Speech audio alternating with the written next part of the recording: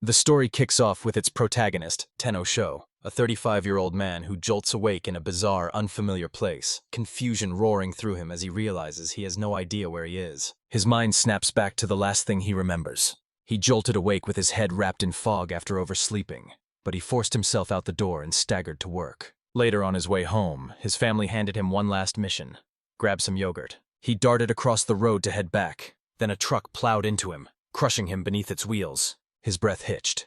He realized the same truck had slammed into others, too. Something about him stood out. While the others blazed with light, he remained cold and unlit. Tennant's mind tore through possibilities, hunting for the next move. Then a voice tore through the silence, raw with fear, warning that if no one acted, everything would collapse. The summoning had misfired. If it stayed unfinished, it could rip them all back to their original world. 10 frantic thoughts slammed through his head. What was this original world? Tales of fearless heroes flooded his memory. A bolt of recognition hit him. Were these the very characters from the comic books his sister was obsessed with? He scrambled for answers, then a cold, brutal truth slammed into him. He was alone. The others had disappeared. The voice crackled with excitement. They'd uncovered something huge. Shock slammed into him. One lone figure still stood. A cold dread curled in his gut. Why had no one seen him? The voices snapped his attention and cold realization hit. He didn't belong here, even though he'd been standing with the other 4. The voice warned that summoning was a reckless mistake that ripped the world's balance apart. They threw caution to the wind and unleashed the summoning skills anyway. Confusion shredded the Tenno. He couldn't make sense of what was unfolding. Suddenly the world tilted and he felt himself plummeting. He jolted awake beneath the tree, his eyes darting around, still unsure of where he was. His limbs hung like lead, each movement a battle, every last scrap of energy snuffed out. He scrambled to his feet, eyes darting as he scanned the shadows. The trees surrounded him. He was in a forest. He wondered if anything could jolt him out of his sluggishness. The forest, dark and gloomy, pressed in until everything felt like it was closing in on him. Realization crashed over him. This was the afterlife, just like he'd heard, and somehow he'd been yanked into a hero summoning ritual. He pictured his sister, eyes wide and glued to those comic books that hurled heroes into other worlds. She spun legend after legend about them into his ears, and he never fathomed they could be real. A bolt of doubt jolted him.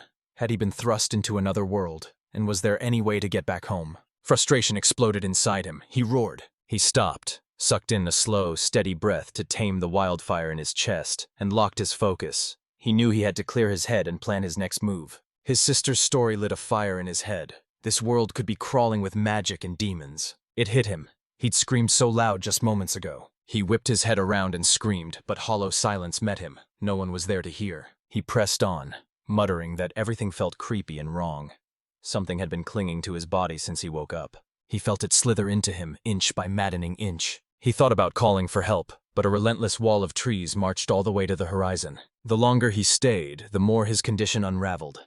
Since waking, he'd never felt such bone-deep discomfort. From every angle, darkness swallowed the forest, and a curse seemed to sap the strength from his bones, dragging him into a pit of exhaustion. Was it an evil spirit or something else? He had no proof, but that was the only explanation his frantic mind could conjure. A black haze roiled around him, spiraling and twisting through the air. He fixated on purification spells and the writhing, snarling forms of evil demons. He whipped his head around, eyes darting, a desperate thought crashing through him. What was he even doing? He made himself look like a complete fool. He didn't even know if magic or spirits were real. Something inside him shifted. He felt it, and you wondered if his body was finally starting to recover, slowly but surely. He swept his gaze around once more, shot his hand aloft, and gambled on a purification spell. Stunned, he gaped as the black haze thinned and washed away. 10:10, stop! He flinched, convinced the evil spirit was scaling his body. Then a cold truth slammed into him.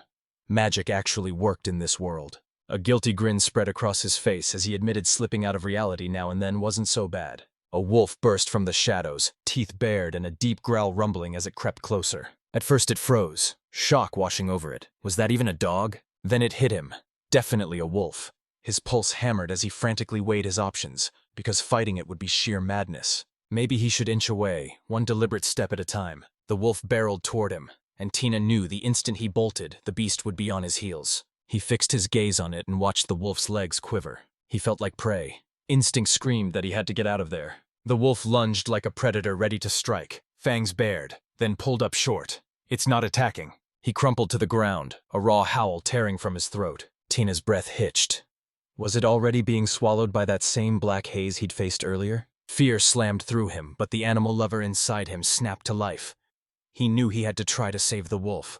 A flash of how the purification magic had worked on him earlier drove him to aim it straight at the wolf. Surprise slammed into him as the wolf growled at him, but, gritting his teeth, he went for it, thrust his hand skyward, and unleashed a blinding surge of purification magic. It worked. The wolf's wounds knit shut and fur regrew before Tenno's eyes, and a fierce rush of affection flooded him. Once a nightmare stalking the shadows, the wolf now looked almost cuddly. Small as it was, but dripping with menace and swagger, it had him itching to reach out and pet its fur. The wolf advanced toward him, and Tenno, raised in Japan where cleanliness was prized, immediately noticed the dirt matted in its fur.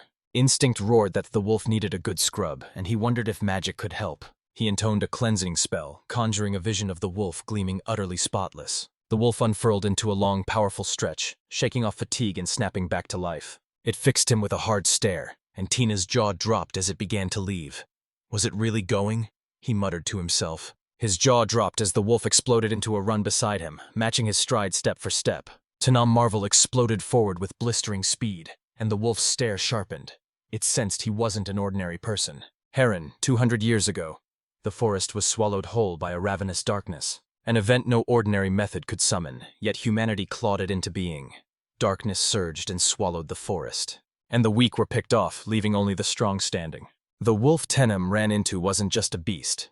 It was King Fenrir, who'd kept vigil over the forest for 200 years, watching countless lives snuffed out. His magic roared to life, slamming the darkness back and keeping him from being swallowed, if only for a few blazing heartbeats. He'd wielded purification magic to push the darkness back, but it was only a temporary fix. Each chant bled his magic dry. He hammered those spells out again and again, each echo ravaging his reserves. After years of it, he'd almost bled his magic dry. Fenrir's chest tightened. At this pace, death was closing in and he wouldn't survive much longer. As his strength ebbed, he sensed humans closing in. Frustration flared into murderous resolve. He vowed to slaughter every last one of them before his end. The human scent slammed into him. He lunged forward to attack, murder burning in his veins. In that heartbeat, he came face to face with Tenno. Fenrir slammed to a halt, fury coiling in his gut. He couldn't believe it. He never expected to be this weak, and now collapse stared him down. Fenrir's eyes locked on Tina as she jabbed the air, signaling him to stay back. Darkness clawed at him, ready to swallow him whole, and he couldn't afford to lose consciousness just yet. Frustration roared through him until his legs gave out and he crumpled to the ground. Tenon watches Fenrir crumple, bolts to his side, and drenches him in purifying magic. Fenrir's breath hitched. The effect was only temporary, but the magic was working far better than you'd expected. Not a single wound showed. He gaped at the sheer, overflowing magical power Tenel possessed. A roaring surge ripped through every inch of Fenrir, knitting wounds shut and healing him. My breath snagged. I'd never seen magic this razor-precise and utterly limitless. For the first time, he realized a human had become his master. And shockingly, Fenrir submitted without a scrap of resistance. Tenno and Fenrir tore forward side by side, energy crackling through Tenno as the air itself felt lighter. A blast of magic slammed into them, ripping him and the wolf back to life. They slammed to a halt before a cave, its yawning mouth choked by black mist. Fen whirled back to him, eyes daring him to step inside. Tendon edged toward the cave, muttering that it looked shady and made his skin crawl. He had no desire to go inside. Fenrir surged forward, and Tenno exploded into laughter, shouting, "I'm just joking!" With resolve, Tenno unleashed purification magic into the cave He hurled his will at the black mist, trying to rip it apart. He lunged forward and pressed his hand to the entrance, but the curse refused to fade. His pulse thundered as he imagined how vast the place might be, and what lay inside. As the 10 stepped into the cave, several pairs of glowing eyes flared in the dark, locking onto him. He wondered if this was Fenrir's den and the home of the other wolves. A few wolves snarled and roared, but Fenrir loomed like thunder and snapped the pack silent with a single iron command. Tenno's jaw dropped when he realized every wolf was cursed. He steeled himself, determined to free them with his purification magic. But as he did, his eyes hit the cold, lifeless bodies of the other wolves. None of them had survived. A hard truth slammed into him. He had to make this work, somehow. Imagine the curse peeling away clearer than before, as he channels every last ounce of power into the magic, then unleashes the purification spell once more. Relief slammed into him as the curse ripped off the wolves, cleansing them. Amongst them, Tenno's gaze snapped to a lone dog, every one of them caked in filth and tainted by the curse. Sadness flooded their eyes. He strained to know whether they grasped what he was trying to do. He hurled the cleansing spell at them again, and as shimmering magic surged over them, the stains scorched away. The wolves trapped inside the dog shattered their curse and surged free, and Tina's breath hitched as she realized they were all friends, forged by the same suffering. Triumphant, the 10 of studs stood there, adrenaline buzzing as they mulled over their next move. He swept his gaze forward and 2 paths yawned open, plunging deeper into the cave. He spun to Fenrir and asked if he knew what lay down those paths. Fenrir shook his head, the motion making it painfully clear he had no idea. Tina's breath hitched when he realized the wolves understood his words, and for the first time a fierce doubt burned in him. Could he really trust them to guide him? As they plunged deeper into the cave, darkness pressed in with every step, the curse tightening its grip, and he was certain there was a reason. He hurled purification spells again and again, but the curse only tightened its grip like an immortal force that refused to fade. He spun back to the wolves and saw them still writhing under the curse despite his efforts, adrenaline hammering in his chest until a single solution exploded into his mind. Raise a barrier to protect them. He knew it would be brutal. He had to move now before the curse swallowed them whole. He thrust his hands forward, straining to conjure a shimmering barrier around them all. The barrier held. His pulse spiked as he wondered if it could withstand a physical strike too. Still unsure what lurked beyond, he threw himself into fortifying the barrier, hardening it to shrug off both steel and sorcery. It was worth the gamble. He hurled himself at it, but Fenris, they just stared at him. Then 10 of them stepped forward to assure everyone he'd just bolstered the barrier, so they should be safe. Inside, Dickie's jaw dropped as the K loomed massive, way bigger than he'd expected. There had to be something he could pull off with his magic right now. He reached for night vision, then clawed at clairvoyance, but both betrayed him. His mind offered no image to lock onto. He soon realized everything boiled down to recognizing the shapes around him. He flipped on night vision and cut through the dark with razor-sharp spatial awareness, the projection felt impossibly real.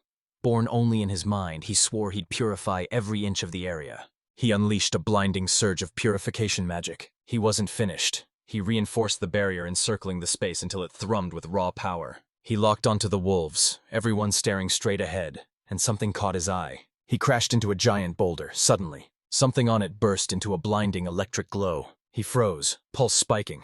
Had something just slammed into the barrier? Shield raised and stance locked, the defender barked, "Is there any kind of curse on that boulder?" Fenrir's expression snapped to blank, and Tenem felt it. There would be no answer now. He inched toward the boulder, unease coiling tighter with every heartbeat. After a while, he locked onto Fenrir's snarling glare and wondered if the rock was alive. Its restless movements dragged him back to the first time they met. Then he steeled himself and chose to unleash purification on the rock. His jaw clenched. Should he lock his mind like a vice and force the purifying rock into blazing clarity? He tried the movie trick, imagining it dissolving like in commercials. But a stubborn rock wouldn't vanish on cue, so he pictured a relentless chisel, gnawing away bit by bit until the stone disappeared for good. After work, he channeled a purification spell straight into the rock, and piece by piece it faded into nothing. His breath caught. There, a bird lay sprawled and motionless on the ground. The bird climbed skyward in a slow, deliberate lift, beating its wings while a soft purr rolled from its throat. I reached for his hand. His palm was slick with blood. He realized regenerating a wound was a whole different beast than healing damaged cells or merely sealing a cut. He channeled a healing spell into the bird, then bathed it in a surge of cleansing magic. Soon life surged through the bird, its feathers dazzling. Yet it remained heartbreakingly small. The bird jabbed its beak into Tenno's hand, a sharp reminder the wound still throbbed. He whispered an apology, fingertips skimming over the bird's feathers. Excitement surged through Tenno at the prospect of a short break as he dropped into a seat, a weird chill prickling at him. Yet the battle burned vivid in his mind. A cold, brutal realization slammed into him. Countless details still eluded his understanding.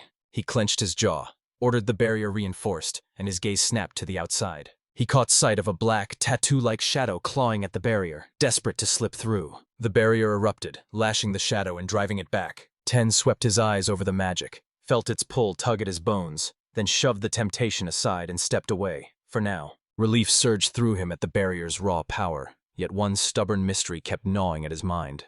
Improvement refused to come for them. Lance de Fenrir sagged with exhaustion, eyes hollow. Tenno clocked that he hadn't eaten a single bite since they arrived and wondered if he'd been too caught up in something else. Tenno sat there too, indecision freezing him. He had no idea what to do. Every heartbeat pushed him to hunt down a safe place to sleep and seize food and water. He zeroed in on the bare essentials of survival, searing a single command into his mind.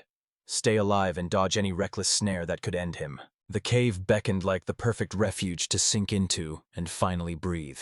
If he could cleanse every shadow from the cave, he could finally sink into a deep, peaceful sleep. But to do that, he had to unmask the black shadow. Each clash with the barrier screamed that its source lay outside the cave. Every time that shadow slithered into his awareness, a cold unease coiled in his gut.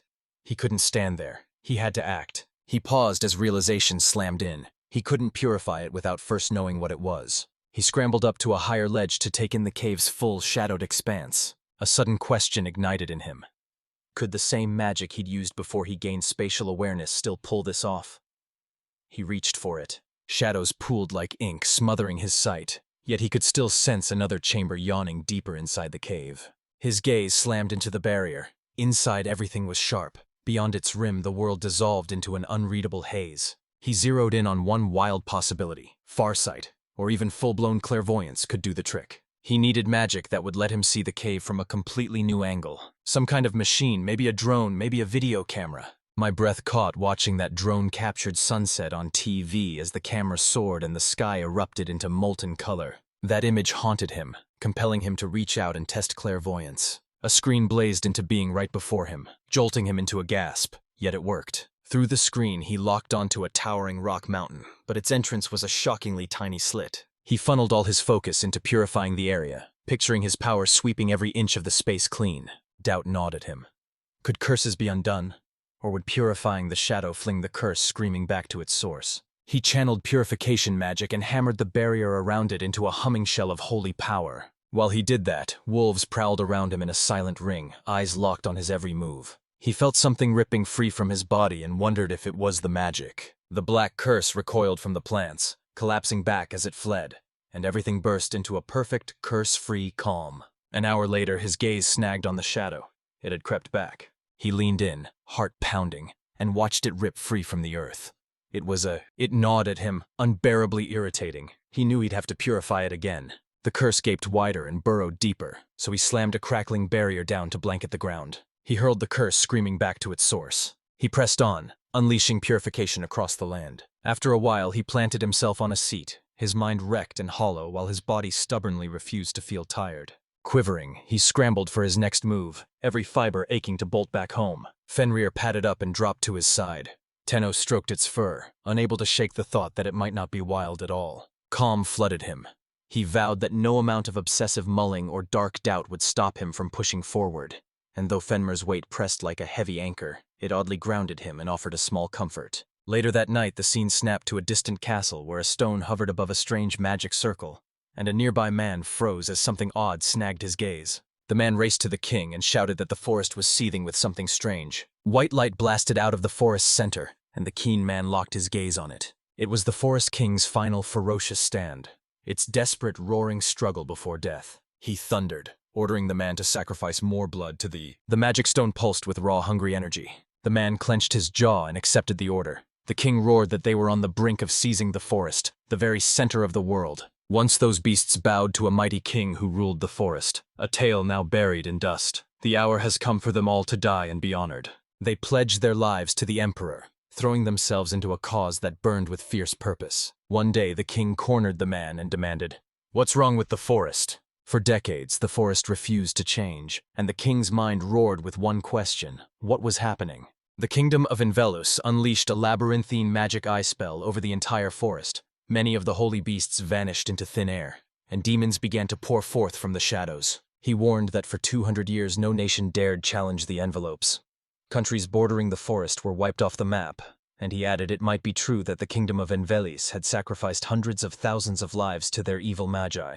Dread clawed his throat. There was nothing they could do, and even if he couldn't bear to accept it, he knew humans would soon dominate the world. He slipped away, muttering that Envela's kingdom would eventually vanish like the others, clinging to the fragile hope that the god of creation might still help them. Taina snapped awake and stretched, his limbs unfurling like a coiled spring finally released. Relief crashed through him and joy erupted as he lifted his face to the brilliant blue sky. He shot a look at Fenrir, sure that once Tenno finished purifying, Fenrir would fade away. He'd had a blast. He locked eyes with Fenrir and asked, "Will you stay with me?" Fenrir's reply clicked into place, and Tenno froze. Should he give Fenrir a name? His mind shot back to their first encounter. Fenrir's white, silvery fur had seized his attention, so he dubbed him Ko. He spotted 2 more wolves cloaked in the same fur, dubbing the female So and the male Hio. He christened the black wolf Kuru and the last white wolf Shan. A strange twinge hit him for naming so many, but the names clung to them like destiny. There was even a dog with them. He christened him Chai. He froze, drank in this bird's living gradient of feathers and its honeyed song, then christened it Karen.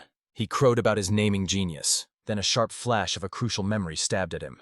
He shoved it aside, deciding it didn't matter. He clenched his jaw and forced his mind to lock onto the present. Fenrir, meanwhile, froze, utterly baffled that he'd been given a name. A wolf snarled, "What did the human head say?"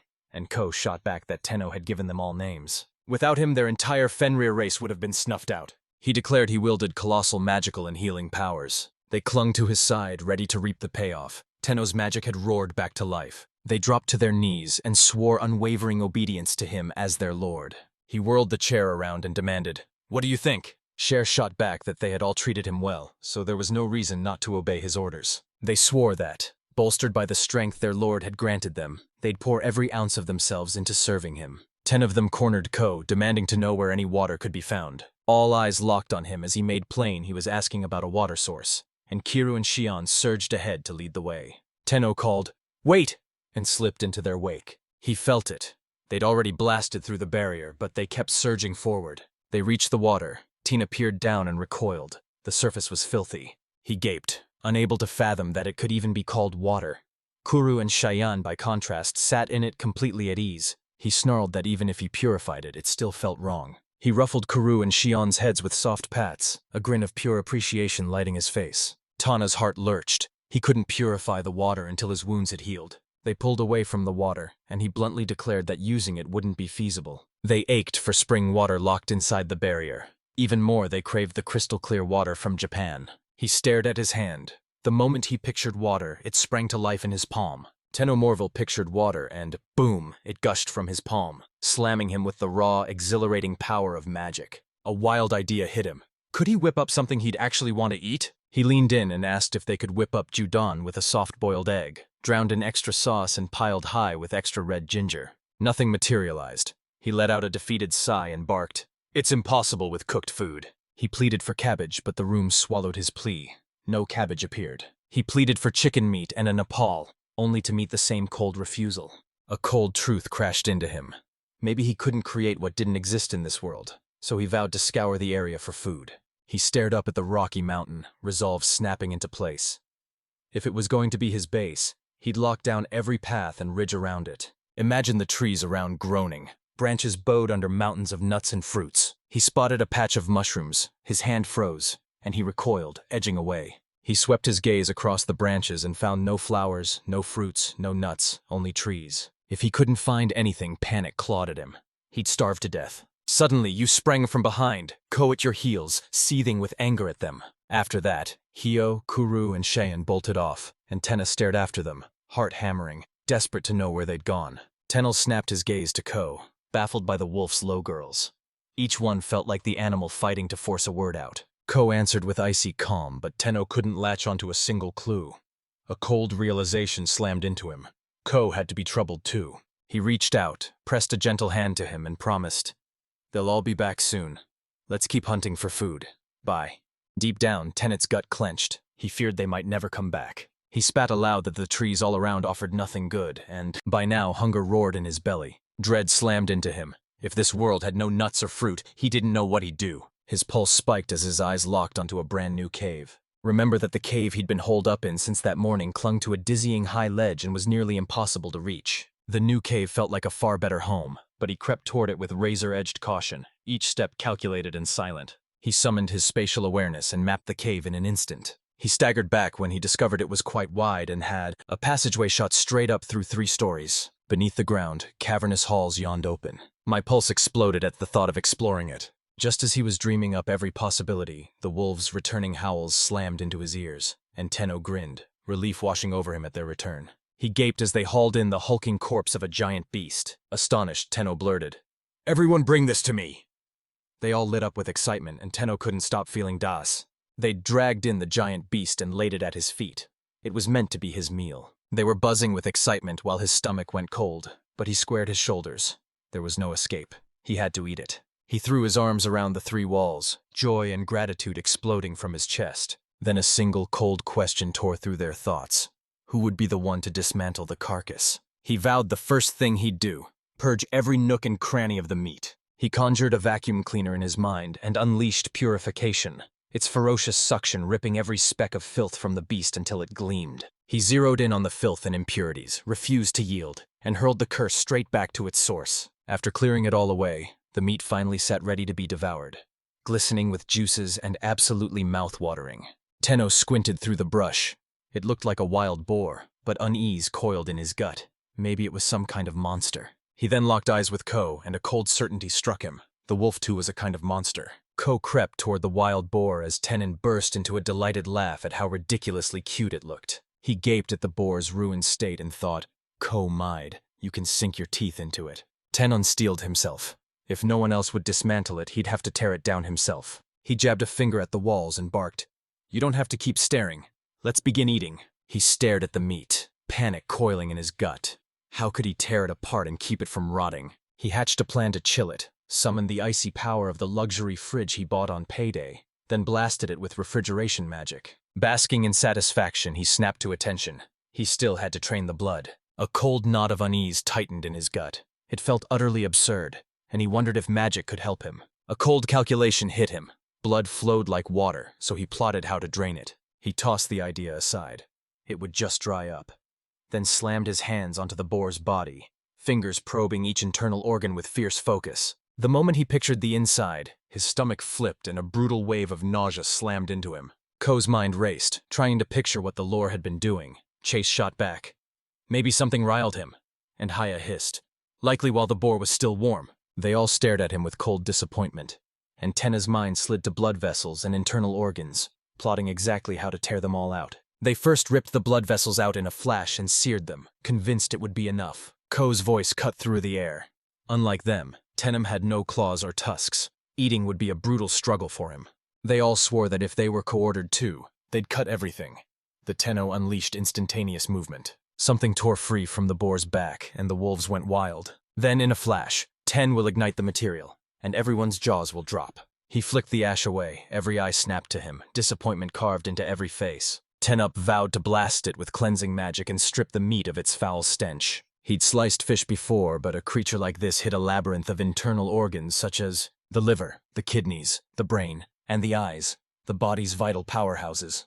Their faces haunted him, and he ripped through space with instantaneous movement again. The liver burst free, and the wolves erupted, noses flaring as the bloody scent yanked them in. Tenno torched the liver, freezing everyone in stunned silence as a storm of thought crashed over him. It went off perfectly, and he swore he'd shut his eyes the next time he performed the process. He could make things erupt in flame or freeze solid whenever he willed it, and he could summon magic to bend nature itself. Tenno barked that he'd strip out the rest of the innards and told the wolves to back off. When their faces drooped with disappointment, he snapped, "What's wrong?" They hurled a blade of wind that sliced through the wild boar's carcass. Then it slammed into him. He'd forgotten to strip off the fur. He ripped off a chunk of meat for himself and waved the wolves over, inviting them to feast. Round up the ones who brought it first and let them claim their cut. Chi flashed Ko a pleading look and asked if he could sneak a little bite too. Ko agreed, snapped at him, insisting they all keep moving until the bountiful forest returned. If you dared say it like a human, they'd all be bound to the same tiny fate. And Che declared Ko certainly held far more wisdom than anyone guessed. Coven thundered, "Have you forgotten you're also the king of the dire wolves?" Che snarled that he wasn't a king but a worthless leader who couldn't even protect his friends, and Ko reassured him the child would find him safe. He ripped into the meat, as if saying that now they'd been saddled with those long, weighty names. They should also address each other by those names. Ten Ovens shrieked as he torched every piece of meat. Then he told Ko he wanted a little more. He snatched the extract, dumped it onto a stone, and snarled that it was no good. Turned to charcoal, just like the meat from earlier. He lingered, bathing it in focused infrared radiation, and Tenno coaxed embers into a hungry flame and slowly seared the meat. The wolves tore into the raw chunks, then the sizzling aroma hit them and their heads snapped to Tenno. Tanam met their stares and let a triumphant smile split his face. He knew the moment he planted it on the stone he'd chosen perfectly. Now a nice brown, the stone glinted. He snatched it up, rammed it into the meat, and it was rock hard and slightly singed. He lunged at the plate, devouring it with a sly grin and taunting that he wasn't going to share this one. Something bizarre erupted nearby on a rock. He barreled into the cave with the wolves at his side, intent on scouting every corner and claiming it as their base. The stretch between the cave's outer shell and its inner depths lay untouched. No sign of any living thing stirred within. His eyes locked on the towering ceiling. He decided the first floor would become the main room and schemed to merge it with the space he'd occupied yesterday, a move that would force a remansion. The first level yawned open beneath them, a vast underground layer with a ceiling that soared like a dark cathedral. He watched the space yawn back into an endless echoing depth. Curiosity yanked him toward the sparkle on the back wall, but up close he found no sign of life there. The floor looked solid, but a real menace crouched in the shadows below. He fired up his spatial sense again, probed the depths and confirmed without a shadow of doubt that something lay beneath. Fear gnawed at him. How long would the barrier he'd forged yesterday actually hold? A jolt of urgency slammed into him. He had to master the magic, and fast. Deciding to check below first, he clung to CO and declared he wouldn't go down. Someone co-licked him. He shot back that he felt better now, ready to. Plunging down, the Tenno crashed into a suffocating tide of shadow curse that choked the area. Their senses synced to a hidden presence, and they flared, bright light racing straight toward it. The curse tightened its noose around him, and Tina lunged forward, unleashing a torrent of purification magic. The barrier he'd set moments ago convulsed without warning, catching him off guard. Doubt gnawed at him. Had the purification failed? The curse unraveled like smoke. Tenet's heart thundered. Had they actually won? And why was everything else gone? The curse mirrored the one that once strangled Karen, and a cold certainty gripped him. Something deeper and far more dangerous was hiding inside it. Then he froze when he spotted a spider with wings, and his mind short-circuited. He shoved it aside for now and hurled himself into obliterating the black curse, using purifying light slammed into it, and the curse kept unraveling. The spider locked its gaze on them. Tenon clocked that it was surging up from the earth and steeled himself to purge it properly. He leaned closer and his breath hitched. A massive chief spider loomed, flanked by 20 skittering smaller spiders. He leaned in, eyes razor-sharp as he inspected them, and declared this world had bugs too. He wondered if they were monster variants. People always said spiders were useful animals. He froze. This creature had wings. It wasn't any ordinary spider. Ko leaned in, eyes wide, astonished it had survived this long. Out of nowhere, a gust ripped the chief spider off its perch, and it slammed onto Tenno's hair. Tiny spiders swarmed over Chi, scuttling across his skin and tormenting him. Tena exhaled like he had been holding his breath. Relief hit him, and he blurted that they didn't seem all that dangerous. The cave's second layer opened into another vast chamber, so they vowed to scour every nook and cranny later. It hit him. He'd only bellowed the purification spell earlier. No clear image in his head, just a raw shout, and the magic still flared to life. His sister's warning, a vivid mental image is essential for magic, echoed in his mind, yet he suspected this situation might break that rule. He dared a different move. Instead of picturing it, he barked, "Fire!" Nothing happened.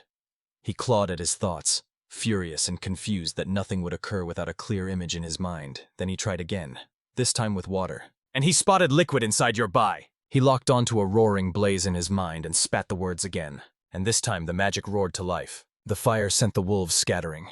He realized the magic obeyed whatever he pictured, and he couldn't stop wondering what changed when he didn't imagine it. He forced a vision of water while shouting, "Fire!" And the flames answered, erupting back into life. He couldn't shake this question. Did wielding this new magic demand a razor-sharp image in his mind? He surged forward as the magic flowed with him. He wondered if a word, once bound to magic, would claim priority and forever lock itself to that image. Convenient, but doubt coiled in his gut. He froze mid-thought when a hairline crack split the cave wall, and his heart plummeted as he realized who was coming through it. He jabbed a finger at the crack, half expecting it to open into a roomy hollow, but no curse answered, and the void revealed nothing. He dared to wonder if Blake could help. A blazing orb of light bursting through the dark. They created it. A light so blinding Ko squinted as pressure built behind his eyes. Tenon spat a quick apology, then wrestled to shrink the light.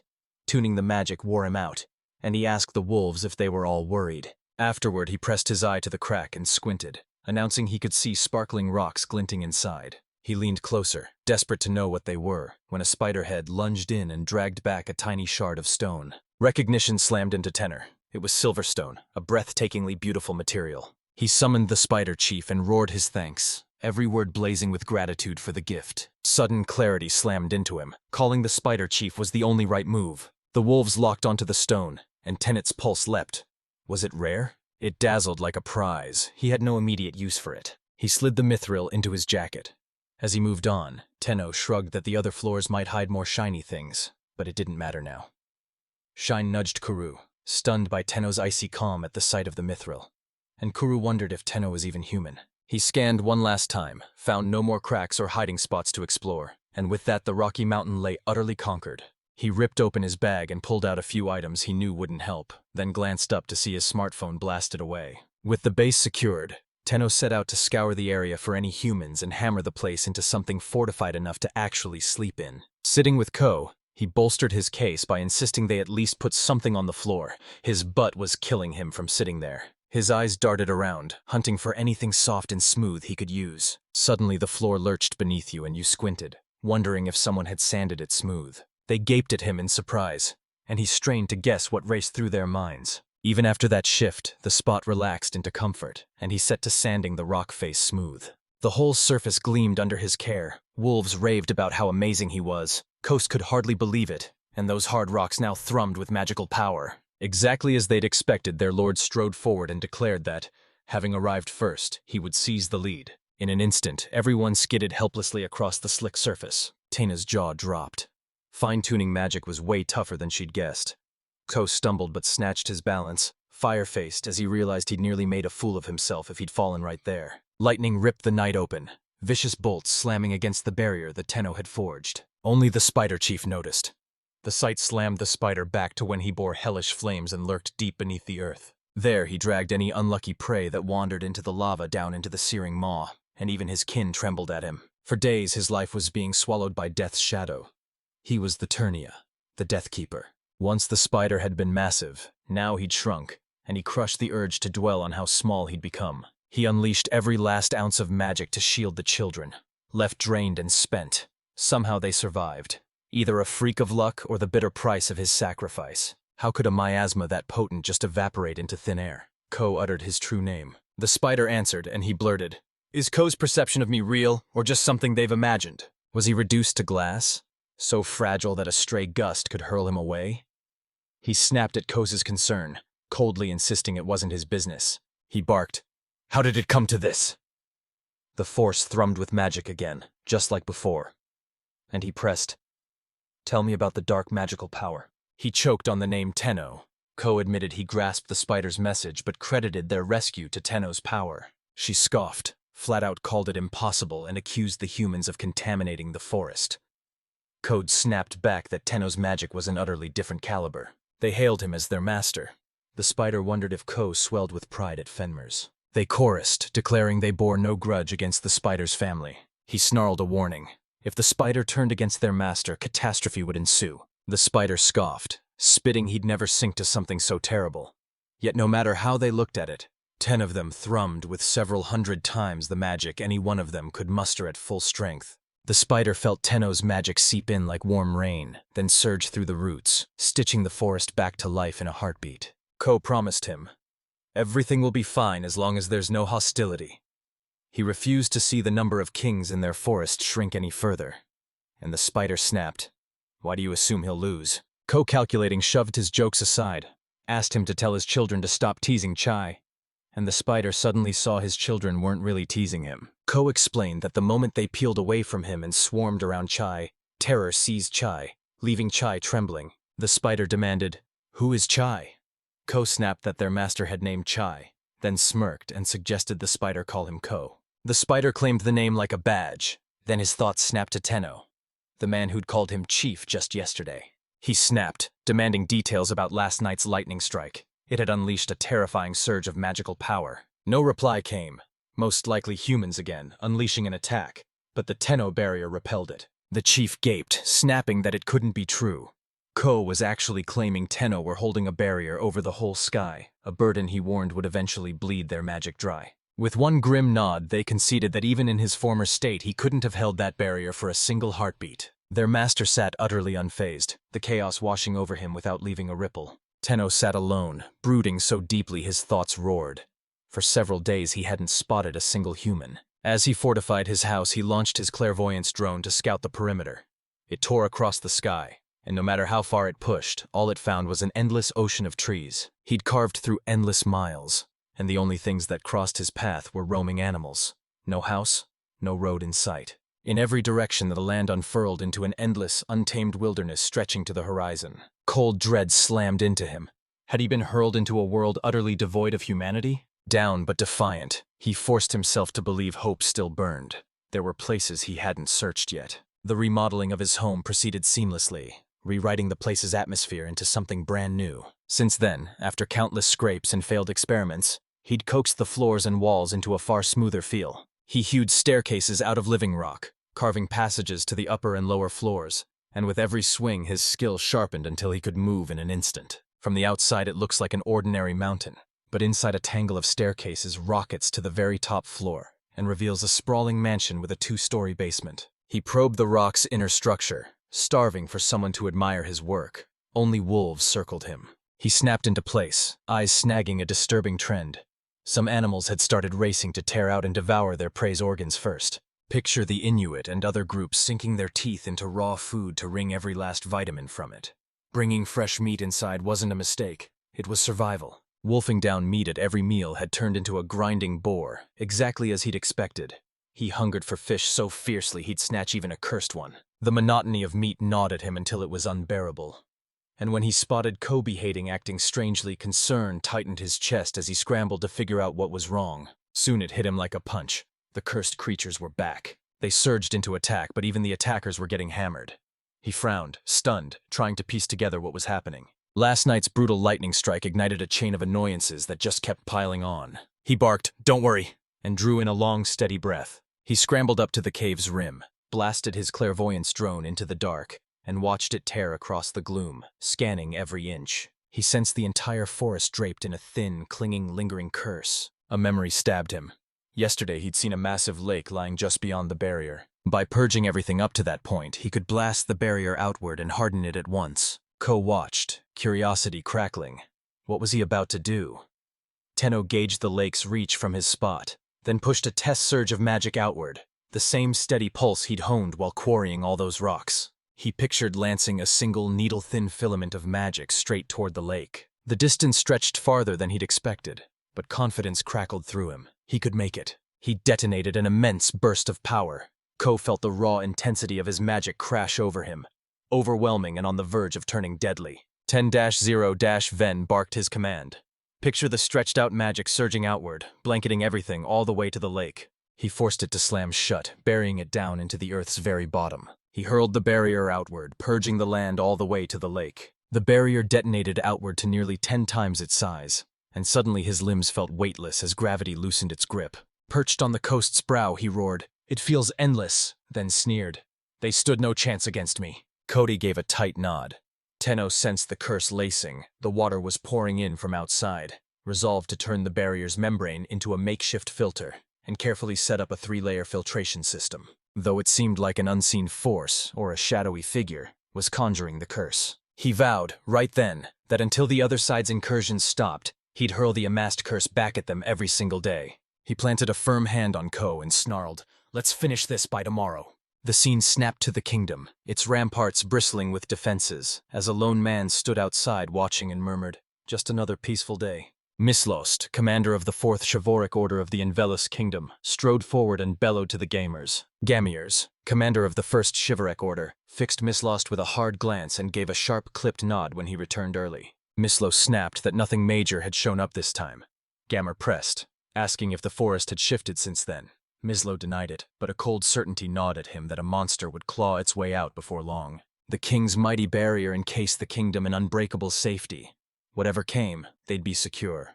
Gamer forced out, "It should be fine," but hesitation trembled in his voice. Mislo snapped that this wasn't like gamers, clearly rattled by the strange light bleeding out of the forest. The gamers nodded, faces tight, explaining that a few days ago, a blinding light had erupted from the forest's heart and blasted outward in every direction. Clutching a magic stone, their king bent the kings of the forest to his will. Not in all their years had they beheld such an earth-shattering change. The king of the forest was more than a man. It was a myth, and unbelievably it still pulsed with fierce, untamed power. Mislos admitted, voice cold, that this was exactly why they'd ramped the 4th survey up into a full-scale expedition. But she swore to him everything would be fine. He thundered to Gamers that Invelis had kept foreign invaders at bay for over 400 years, sustained by the iron strength of the king and the magicians. They had to stake everything on the king and charge into the fight. He peered out one last time, muttering that "Wum is lost" had been right. They had to stay on guard as the magical beasts beyond the barrier grew stronger, and the night had barely seen any fighting, with almost nothing of real consequence left to do. Now Ms. Lost sprinted home, craving the sweet relief of a steaming bath. Gamma. His father blurted an apology for holding him back, and he snapped his focus to the magic stone. An intricate ice bell of magic, built to command the world's heart, the forest, drew its power from a single magic stone unearthed in ancient ruins, pulsing with strange energy. Whispers said many magicians bled in vain trying to analyze it. The court that wielded the stone's power first used it to halt their aging, and for centuries they clung to the throne with an iron grip. Gamers saw the cracks and exposed the story's falsehoods. It wasn't entirely true. Time barely touched them, and he never questioned it. Yet the kingdom's fragile balance rested on a single mysterious magic stone, and he burned to know what it truly was. Gamer walked outside and locked eyes with a group of elves striding straight toward him. They slipped past him, he drank in the intricate patterns on their backs, and by the time the thought hit him, they'd already darted off that way. A man, frantic to speed them along, bellowed for them to pick up the pace. Gamer's jaw dropped at the shocking sight of so many slaves roaming the area, and a man locked eyes on Gamers, calling him the commander of the 1st Chevrolet Quarter, and a sharp question sliced through. "Do you have any business with the slave house?" Gamers barked that it wasn't true. He was only passing through. The man's shoulders eased as he shot back, that even if Gamers wanted slaves, he couldn't deliver. Supplies were running low. Gamers froze in horror as the man snapped that just yesterday roughly 50 beasts had been hauled off as offerings to the magic stone. With their numbers dwindling, they slammed down their tools and threw everything into fixing the problem. Gamers still scrambling to process this. He hasn't got it yet, and he's already insisting he must be on his way. As the man slipped away, a figure cloaked in knight armor, sword at his side and another at his flank, stepped forward and declared, "How rare to see the commander of the 1st Chavoic Order in a place like this." Recognition struck Gamer like lightning. Gamble, commander of the 5th Chivalry Quarter. He smirked to himself. Gamer was the unrivaled battle junkie, even among the 5th Order Magic Stone-enhanced troops, hopeless with people like him. Gamer fumbled to ease the awkwardness, and then blurted, "Your new sword's impressive." Gamal revealed the king had just gifted him a blade mirroring the king's own. A sorcerous, bloodthirsty sword that grew harder and sharper with every drop of blood it drank. Gamma couldn't wait to test his new sword on slaves, and even toyed with copying the king by downing their blood by the bucketful. Gamma urged restraint. As Gamal strode away, he told the overseer to pick anyone who looked more appealing, but the overseer snapped that the slaves had been chosen specifically for breeding. Gamal snorted, brushed it off, and spat. "I couldn't care less." Then he barked, "Sever the heads of those 2 slaves." A grin of triumph split his face. The sword's edge was ruthlessly razor-sharp. Shock ripped through the man. He crumpled to the ground. Gamma muttered, boredom crackling in his voice as the slaves' crests numbed them into unresponsive husks. The priest at Gamal's side barked for him to wait, saying the sword must drink the energy and only a special technique could bind it. Gamma barked, impatience crackling in his voice, ordering him to proceed with it. Gamers watched, mind racing, as the kingdom spiraled into madness. The scene snapped to Tenno, his fingers flying as he expertly rigged a fish trap. He shot a defiant grin and bragged he'd stitched it together using vines where thread should have been. He whipped the trap around for Ko and declared, "This is how you catch fish." Right as Kuru lunged to snatch the tiny scrap of meat, Tina scoffed, "It tastes awful." He bolted for the lake, heart racing, eyes hunting for any glint of fish. He reached the lake and found its waters choked by a curse. His heart sank. Disappointment hissed from his lips as he muttered. He'd clung to hope and trekked all the way out here for this. He ran the check and his suspicion crystallized into cold truth. It was bad. The curse braided through the water fought off every attempt to cleanse it. So Tenno, eyes blazing with resolve, slammed up a crackling barrier. He announced he'd step away from the lake and the river for now, plunging headfirst into purifying the water. He blasted the river through the barrier's membrane, using it like a giant filter to purge the taint, but he still needed a way to split the curse across a far wider area. Stumped, his mind a blank, he couldn't think of anything. He watched the curse fan outward, scattering into every corner as if it had been flung through a washing machine's centrifuge. He absent-mindedly raked his hand through Ko's fur, then froze as her hair snapped perfectly straight. A bolt of inspiration exploded in his mind. If static electricity reels in dust, maybe it can reel in the curse too. Curiosity ignited. He dared to try. He narrowed his focus, thrust his hand toward the lake, and pictured a crackling veil of static crawling over the water to siphon the curse. It worked. His relief slammed into revulsion as the lake's surface lay carpeted with countless black specks, the curse's remnants making the sight sickening. The scene snapped back to the castle as priests clustered around a pulsing magic stone, and one of them pressed, "Any news about the court marriage?" The court mage shrugged it off, insisting it was nothing. Perfectly fine just the day before. The stone showed no sign of nearby stress, and that silent anomaly sent a chill through the room. The man admitted he hadn't noticed anything unusual. The court mage leaned over the stone, eyes razor-focused as he fought the doubt that it was only his imagination. And a heartbeat later, he zeroed in on one telling spot. At the lake, Tenno had siphoned every last drop of curse energy skyward. He bellowed with pride that he'd finally collected it all. The walls gaped in shock. Tenno barked, "Like I promised yesterday, I'll try to hurl the curse energy back and return everything I siphoned inside the barrier." In a heartbeat, he snuffed it out, leaving the lake spotless. Tenno cracked a satisfied grin and declared all that was left was to wait a bit to see if the animals returned. CO2 whooped with joy as T-Note spun to the wolves and declared it was time to head home to work on some interior design. Back in the castle, the mage beckoned Tenno close to inspect a fresh gouge marring the magic stone. As he did, the stone flared to life, flooding the air with a blinding white-hot light. The mage's eyes snapped to the stone as a hairline crack slashed across its surface. The main hall crackled as the king sat on his throne. Ministers lined at his sides.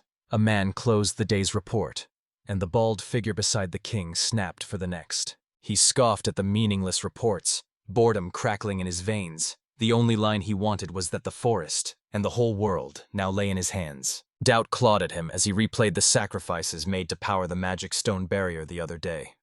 Was the forest about to crumble? Steel in his voice, he vowed to squeeze the forest dry of life, parch it to dust, and raise that ruin as the cornerstone of his world. Not long after, he obliterated the last filthy beastman country, turning it into smoldering ash. Right then, a knight barreled in, thrusting an urgent report into the room.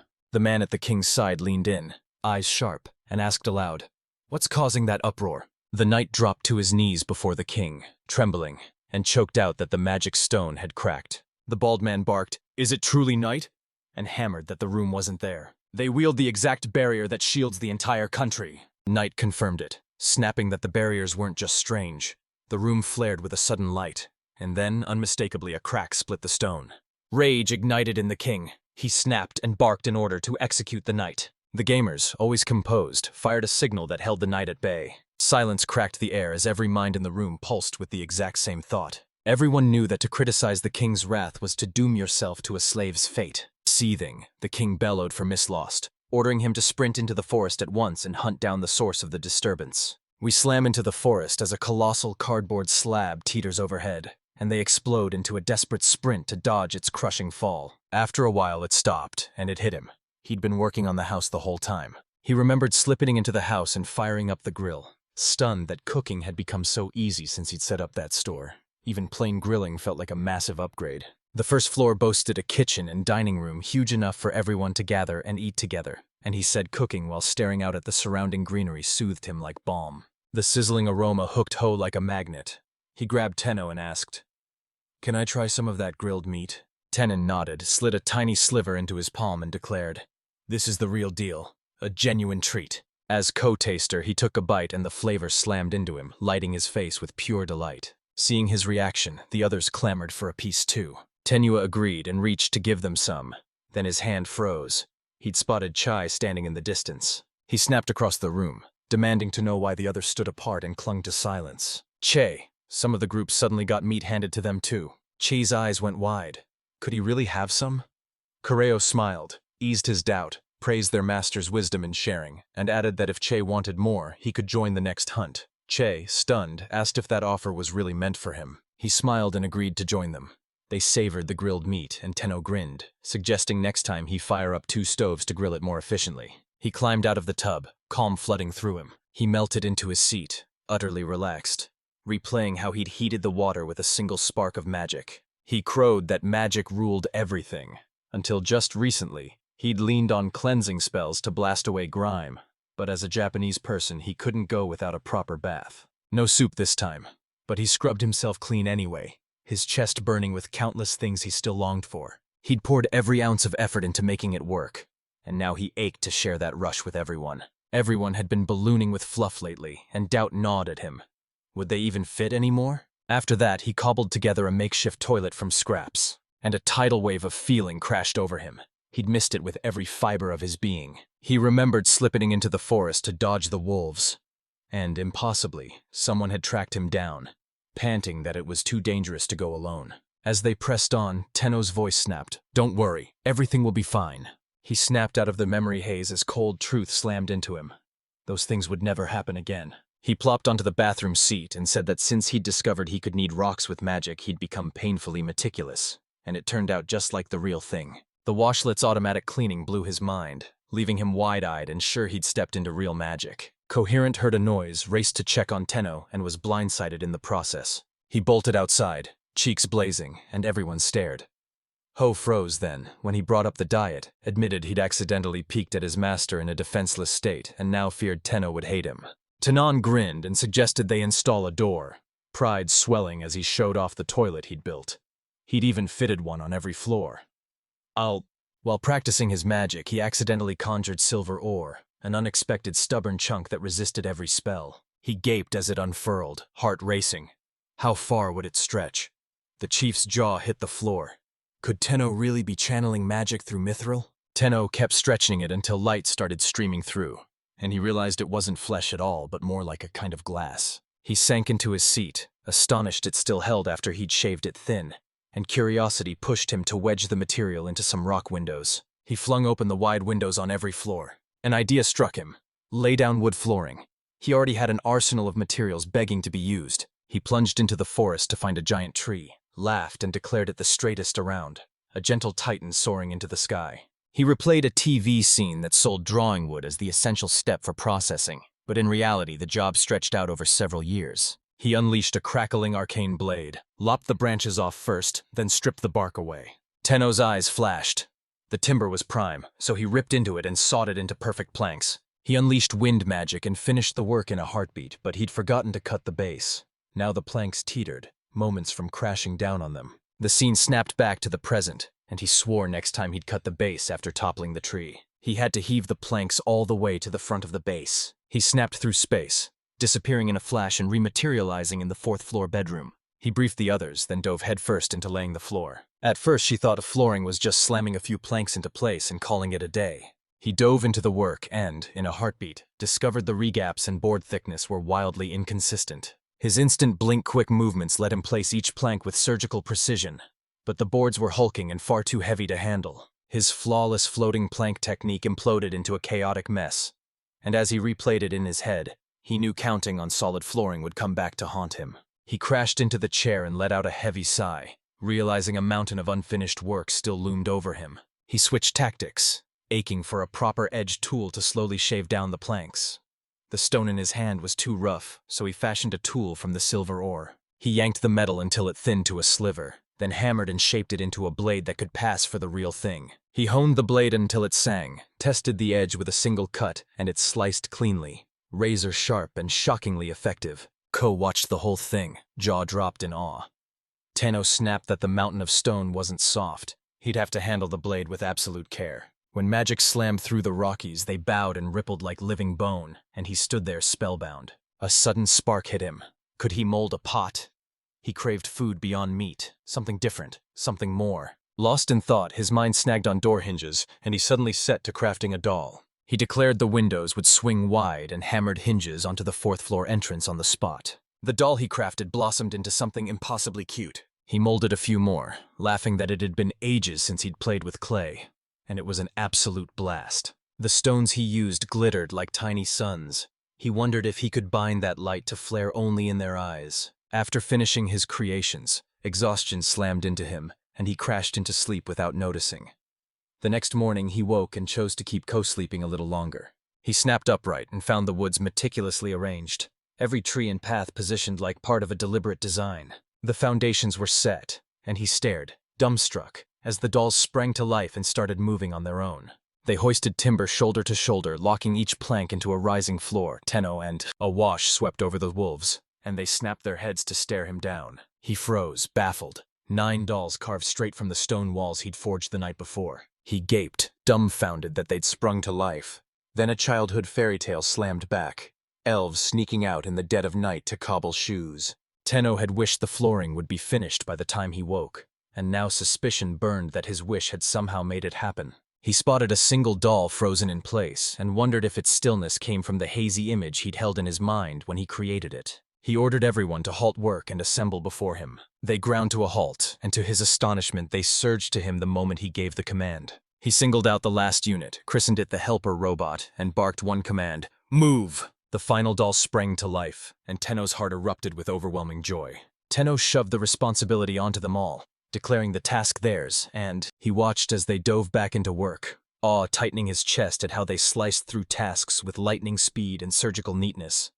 It was already 5, and they'd finished in a flash, everything tidy and organized, and they were unmistakably cute. The wolves froze in stunned horror at the dolls and started calling them golems, visibly shaken, and one lunged at Ko to demand whether these were the same weapons humans used to attack the forest, while Ko held up a hand and urged them all to calm down. Tanam watched the wolves recoil from the stone dolls at first, yet he burned with hope that, in time, they'd grow used to them and start getting along. Tenno tasked the dolls with matching the second and third floor flooring, granted them a stretch of free time, and plunged back into the forest to resume his exploration. He plunged into the hunt with the wolves, who swore they'd drag back a mountain of meat. The night had other plans. South hatched a different plan and sprinted off to hunt down vegetables and seasonings. They charged forward, and Tenon watched the haze from earlier cling and thicken the farther they went, so he purged the air with each stride. He strode toward the drifting light that marked the curse's source, but every hex he hurled snapped back. He'd been relentlessly sending the curse away, and couldn't stop picturing the fate of the person on the other side, knowing they'd inevitably reap what they'd sown. He stared in awe at how much brighter the forest had become since he'd first arrived, then turned to Ko and asked if it had ever been like that. His breath hitched when he spotted 10 hidden fruits dangling from the tree.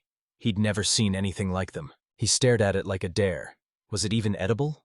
He froze, pulse hammering, wondering if he could even scale the tree. Despite the fruit dangled inches from his fingertips while his desperate grabs met only air. Chief exploded upward, vaulted onto the tree, and scrambled up its trunk. Ten of Smile whooped, thrilled he'd pulled it off. Then he caught the 8 other wolves clawing their way up the trunk toward him. He peered closer, saw they had no wings, and a cold suspicion slammed into him.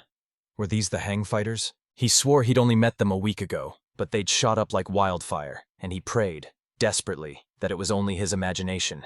Ko and the others kept shooting up in size, and he already stood at about 185 centimeters tall. He spotted the spiders lugging a bundle, and disbelief slammed into him.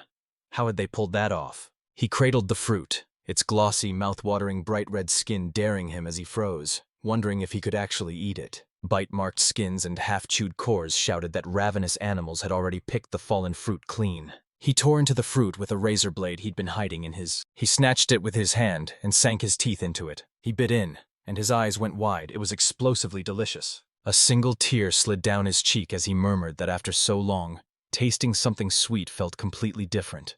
The fruit snapped under his teeth, peachy and perfectly ripe, bursting with deliciousness. He tossed portions to the spiders and his crew. Then they surged forward and grabbed every last fruit. He blurted that he'd grabbed way more than he'd meant to, then froze, torn over what to do with them. He crammed the men into the sack, but it gulped only one. He ached for it to be that robot's endless pocket. He kept stuffing fruit into the bag, eyes wide as it swallowed fruit after fruit. Magic was downright outrageous. On his way back, he scooped up more edible finds, while the entire wolf pack hunted down a wild boar and hauled it back triumphantly. Tenno barreled back in, announced they were home, and asked Hio if anyone was hurt, bragging they'd brought back a large haul. Hio shot back, "Look at yourself, Soha caught the most." Tenno barked orders, clean everything first, and then he spread every fruit and vegetable across the table and confessed he'd hauled in too many. None of them had any salt. Armed with these, their diet would instantly improve. He dropped to his knees and declared he'd slice to drain the blood, then summon the wind to peel the skin. He sprang into action, carving the meat into bite-sized pieces, ready to eat. The walls hungrily leaned in, ready to bite. Tenno cut in. "Mention that the innards jutted a bit further out. They spat a shaky apology, then dared them to eat it all. As Ko and the others dug in, he carved brisk portions. Some for himself, some packed away for later. Shine raved that Tenem's meat was so clean and easy to eat it was the best. Karoo laughed, noting there was a lot of liver that day. Tenno barked that the front of the house was getting cramped. boasted that with a bit of salt he'd be curing hams and all sorts of things, and admitted he wished he knew how to tan hides. He'd commandeered the refrigerated storeroom on the first basement floor. The vegetable storeroom demanded chilled tables to keep the produce crisp, and with none doable right now, he mentally bookmarked the problem. He'd sort it out later. The meat hissed and popped, and Karen lurched forward, irresistibly drawn to it. Tenno strode up, declared it perfectly cooked, thanked Karen with a grin, and said he preferred his meat cooked. He raved about a slightly sweet vegetable, like a cross between cabbage and lettuce, raw, yet with startlingly tender inner leaves. He raved about a sour fruit with a crisp, refreshing scent, even though it flashed vivid green in how it was. He squeezed it over the grilled meat, sending a burst of flavor across the char. He sank a bite of the dish and declared it piping hot as a gentle sweetness unfurled across their mouths, while a bright acidity snapped in to lift every flavor. He declared it delicious, admitted it was still just ordinary meat, and ached for a splash of sauce. The sight slammed into him. Everyone but Karen had already surged around the scene, and cold fear grabbed him. What had happened to the chief? In just 3 days, the upper floors were finished, and joy exploded through him. Those dolls had hauled every heavy load right into the kitchen. It was too important to leave as is, so he doubled down and ordered them to build a frame exactly 200 by 160 by 60. Doubt twisted in his gut. Could they manage it? He strode up to the chief, thinking that now, with the food and house settled, there was only one thing left to do. He watched the chief balloon before his eyes and blurted, "Just as expected, it's a bit scary." The chief barked in his own tongue, shoved Tenno's gaze to his body, and thundered that Manetano had poured so much into him that he had recovered so much. He said his children couldn't contain their overflowing gratitude. Tenno needed a colossal well of mana to power the barrier and bring the golems to life. The chief kept channeling mana into them and the forest, and sometimes Tenno's worry for him flared up. Tenno edged closer, pulse pounding, straining to decode what Chief was trying to tell him. Chief's eyes flashed with sharp intelligence, and Tenno knew he meant no harm. Tenono leaned in, voice sharp. "I need to ask the chief something." His go-to clothes were fraying at the seams, yet he'd been casting a cleaning spell on them every single day. He realized that being spiders, they had to be ace traders, yet he'd never seen Chief smash anything like that, and Tenno was aching for new clothes. He tossed the trade onto the table and grilled the chief for any hardy plants they could harvest that would keep longer, since Chief fell silent, and Tenne's doubt flared. Did he even understand? He bolted out with Chief, Che, and Kuru. He admitted he'd only dragged Che and Kuru along because Ko wasn't around. He locked eyes with them, and declared he was counting on them. They both growled, and Kuru snarled in their tongue that being entrusted with the task was a shock. Che echoed it, grumbling that Tenno hardly seemed to need them. He seized the perfect chance to prove to Ko, who'd always fretted over Chase's strong points, exactly what Chase could do. He swore to Tenno he'd move heaven and earth to meet his master's expectations. Tenno shouted to the chief, asking if it was there. Then they spotted colossal caterpillars, and the wolves froze, shock ripping through them. The chief stood frozen, and Tennet's heart lurched. Had something happened to him? He tore himself away from the caterpillar and whispered that maybe it could still grant his wish. Karu and Che bristled, warning those were Swasova, magic beasts carrying deadly poison, and the chief waved them off, promising they'd be fine if they didn't provoke the caterpillars and that he could handle them. Suddenly, the caterpillar lunged and clamped its tiny limb onto Tenno's hand, freezing the chief and everyone else in shock. Chief leaned in, pulse quickening. What was that caterpillar doing? Tenno jumped back, breathless. He confessed it had terrified him, yet for a single heartbeat he felt the caterpillar tugging him in. He wasn't what he'd pictured, shockingly different. But he radiated rugged durability and looked ready to be put to work. I thrust it into Chief's hands. He confessed he'd braced himself to be burned alive by Tenno's barrier. Kuru and Chase stared, confusion snapping into a shaky, desperate, "There's no help now." And Tenno whirled on the chief, snapping, "How many of those larvae can we bring with us?" They fastened one onto Kuru and one onto Chai. As they headed back, the chief swore the caterpillars wouldn't spit poison and laid it out plainly so they could rely on him, and Tenno apologized to the wolves. They stumbled into Ko, and Ko's jaw dropped. Chi was at it again, rounding up the bugs. Tenno launched into the warm hug, welcoming Ko warmly, and just as Che opened his mouth to speak, Ko warmly cut him off with a breezy, "Just kidding." And Chi, as always, melted into that impossibly adorable reaction. Tanel burst into the house, buzzing with a breakthrough he'd hit while fiddling with the toilet and refrigerator. He realized magic could be infused into the rocks to give a persistent effect, and he'd already hatched a bold new plan. They hatched a bold plan to keep the floor spotless, unleash the automatic cleaner and watch it devour every speck of dirt. He swore the empty second floor would be reborn as rearing rooms, and he'd carve a ventilation window into it. He slid the needed leaves into the food, set the caterpillars onto them, and announced he needed someone to take charge of their care. He couldn't do it alone. He chiseled stone into dolls and charged them with tending the caterpillars. Panic ripped through the caterpillars, and Tenno stood slack-jawed, blown away by how insanely cute the dolls were. Fear shivered through the caterpillars as they recoiled from them. The threadwork looked like it was falling perfectly into place. Tanila's mind ignited as she hunted for the perfect way to transform raw fibers into cloth. He yanked off his t-shirt and flung it to the dolls for inspection. They erupted into a heated discussion, and Tenna's heart jumped.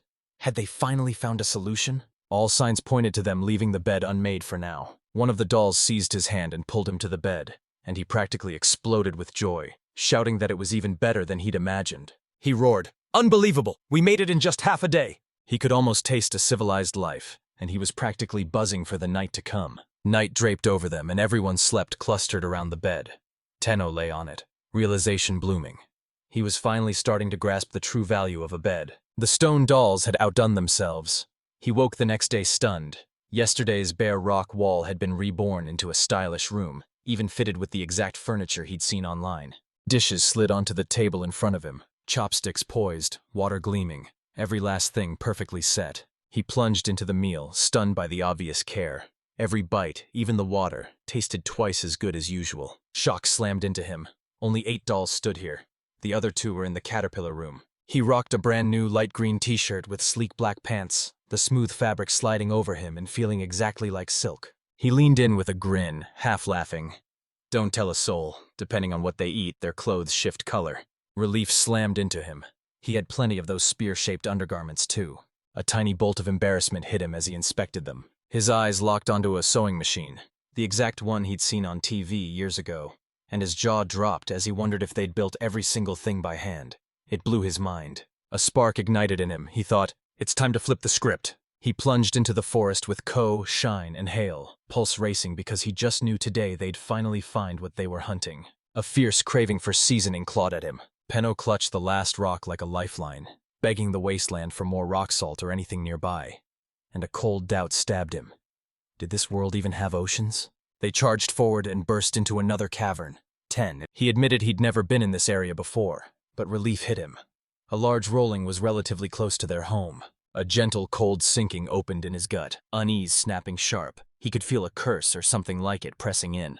He sparked a tiny flame and barked at the wolves to hold their watch. "Let's move inside," he shouted, and they plunged deeper into the cave, discovering a wild path that spiraled further down into the darkness. They moved closer, and sounds from within sliced through the quiet. They burst into a vast open clearing, and right there, staring them down, sprawled a massive colony of mass advance. Stunned for a heartbeat, Tina exploded into motion and hurled herself forward, ravenous for the fight. Hannah snapped awake. This wasn't the moment to stand frozen on the sidelines and watch. He asked for a ride.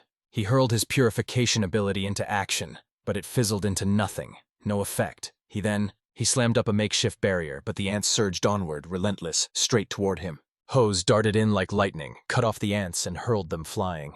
Tenno exploded back to his feet as a tide of ants surged inward, closing the circle around him. The black patterns etched into the ants' bodies hit him like a curse, a cold dread crawling up his spine. Trapped inside the barrier, they stood ringed by ants as the creatures slammed and clawed, desperate to break through. The barrier held like iron. Tenna froze, her mind scrambling for a next move that wouldn't come. The purification technique sputtered and died, leaving him frozen, his mind clawing for the next move. He fixated on the ink-black patterns streaking the ants' bodies, and a memory slammed into him. The first time he'd met the wolves, that same black haze had wrapped itself around them. Could their bodies be completely consumed by a curse? An exorcism might rip it out. Ants rained down from above, swarming him, but the barrier held firm and shielded him. Tendon murmured, "This isn't good," as his mind scrambled, hunting for a clear image that refused to form. A chilling thought slammed into him. Could 2 different beings be trapped inside one body, like a twisted possession? He pictured the ants' true selves shackled, straining to break free but held fast. Understanding slammed into him, and he thundered that he alone would shatter the curse binding their spirits. He summoned his power and ripped the binding apart, sending every last strand snapping free. The sight yanked him back to that black chapter. Dark magic devouring the forest, the rivers gone, and the fruits twisted into poison. The moment the forest's curse shattered, its king, the ruler who guarded every root and leaf, vanished into thin air, and no one could cross into the human world. 10 of Saw's breath hitched as brand new monsters erupted from the trees and the forest was swallowed by darkness once more.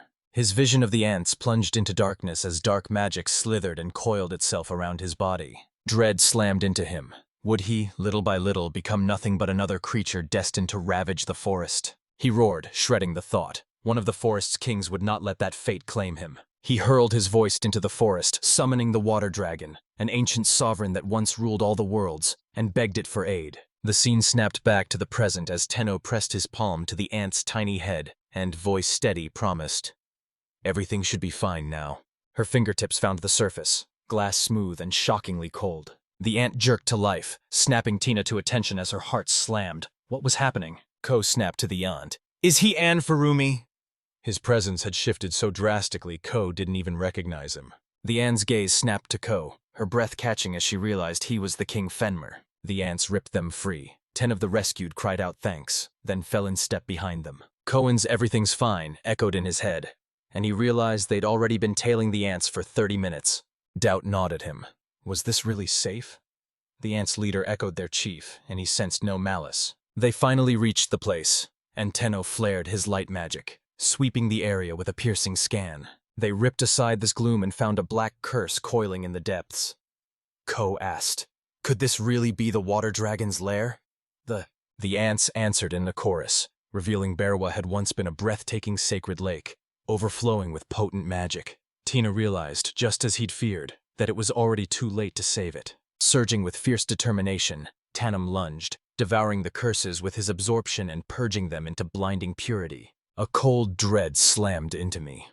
Maybe other creatures around the Rocky Mountain have already been overrun, and we're suffering the same fate as that ant. He felt the curse surge like wildfire through every root and branch of the forest, and he swore he'd hurl the broken curse back twice as hard, then unleashed the bind to sweep through the entire forest. A bold move that stunned the company. Once Tenno finished the purification, they reached the lake, and the view slammed into them, breathtakingly beautiful. The ant shuddered as purifying power surged through it, mending its wounds and flooding it with fresh strength. Ten pulled himself taut, muscles screaming with strain, and his mind plunged into a cold, cutting reflection. What began as a simple search for seasoning exploded into this wild spectacle. He leaned in, eyes blazing, and urged, "Let's keep hunting." A lone ant began tailing him.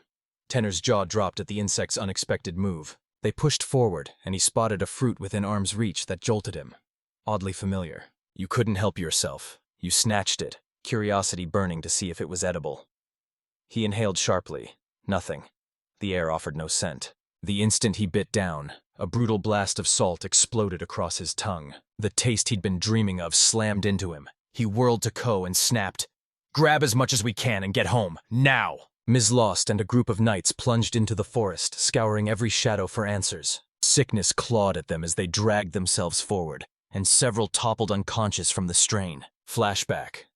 Half a month earlier in the castle, Miss Lost sat surrounded by the gamers, desperately pleading for a break. He'd barely staggered back from the forest yesterday, and now the king shoved another survey at him. Did the king want him worked to death? Gamer snapped, "Leave it. I'll pretend I never heard a thing."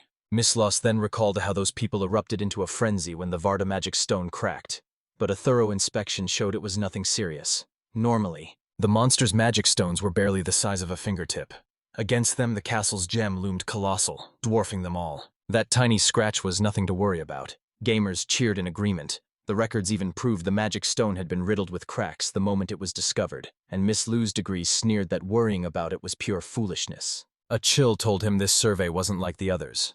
If a real problem lurked, they'd have to fix it with everything they had. And from the start, the Fourth Chivalric Order had been forged as a unit of seasoned forest veterans. Forged to snare and subdue monsters, it took on the mantle of the forest's guardian. Mislo had roamed this forest countless times and told himself it was just a useful, shadow-drenched place where nothing ever happened. He insisted that if the survey came back normal, there'd be nothing wrong. Gamers erupted, firing questions.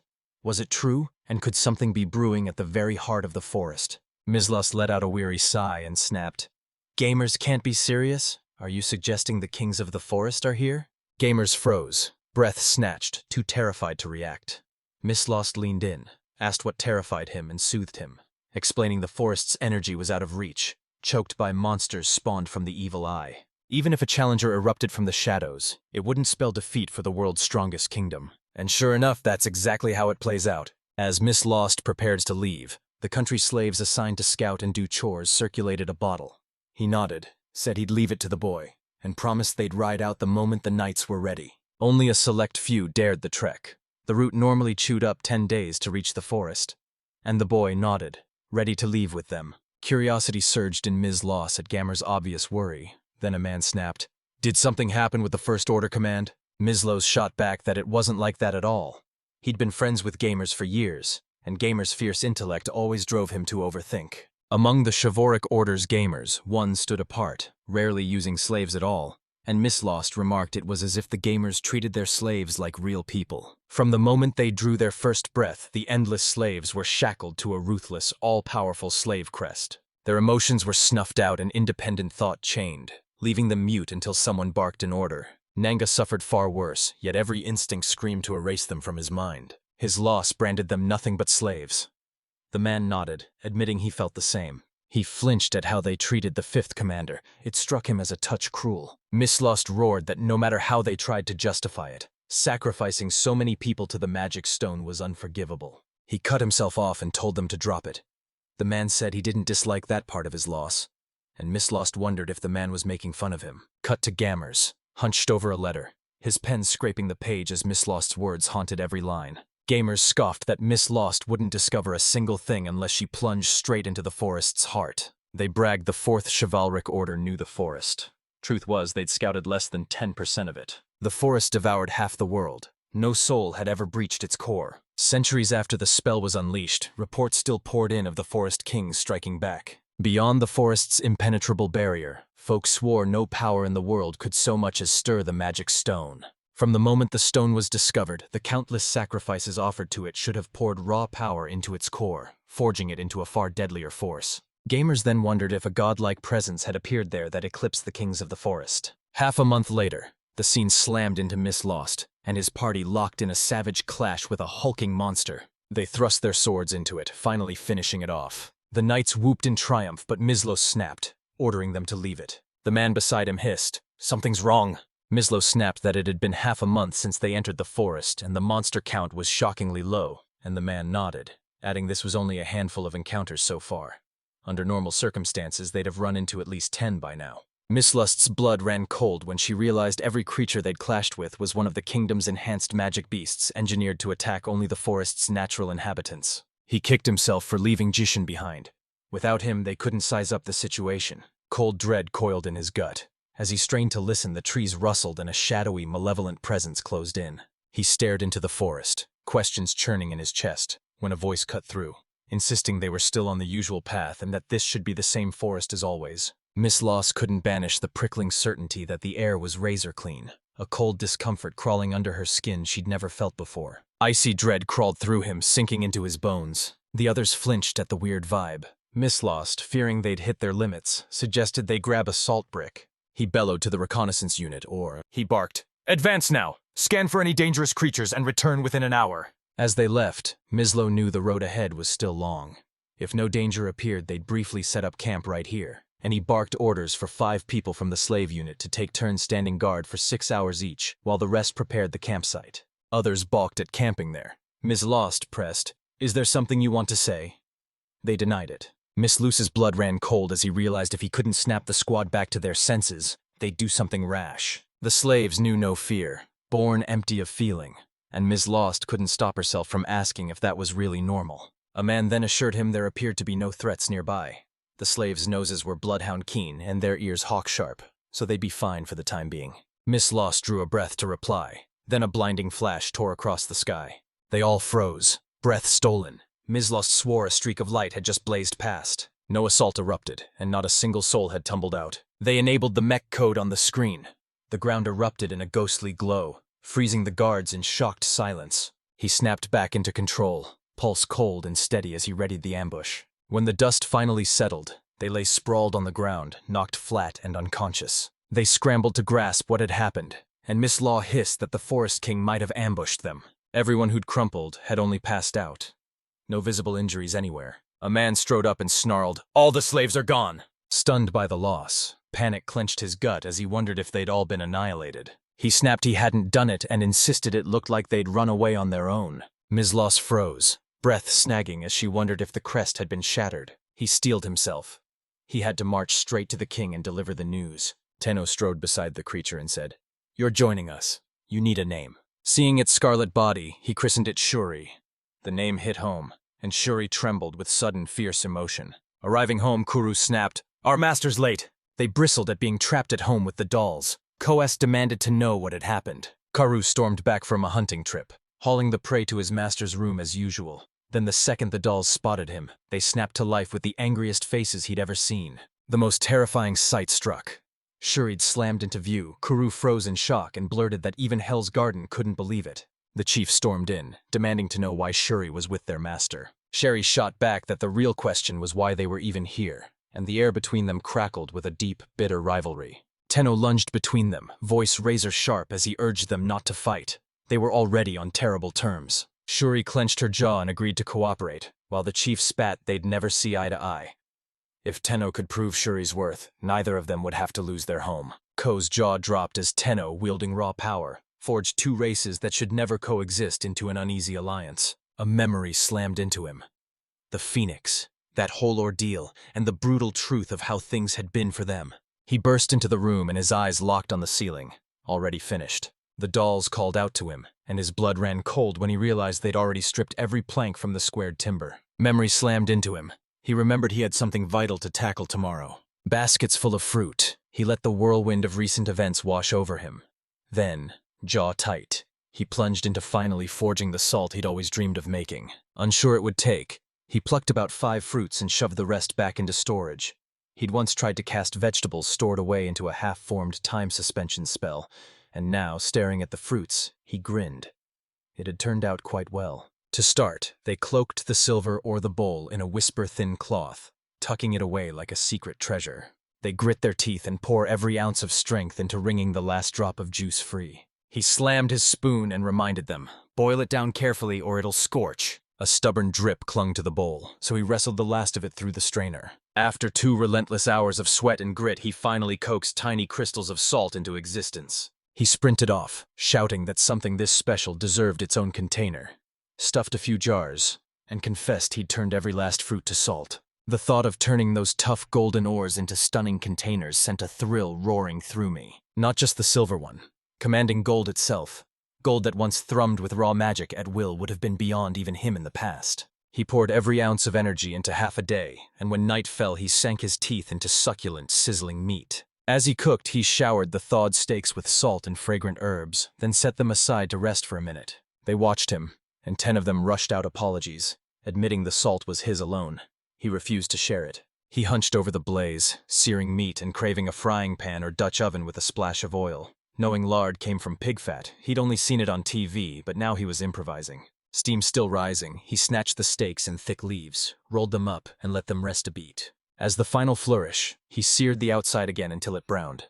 The meat ready, he lifted it to his mouth just as 2 wolves slunk forward, eyes locked on the prize. He savored the bite, snatched the food back, told the wolves their portions were waiting outside, and warned it was salted so heavily they couldn't eat it. He tossed them a tiny taste, flashed a grin and promised he wasn't about to feed everyone something strange.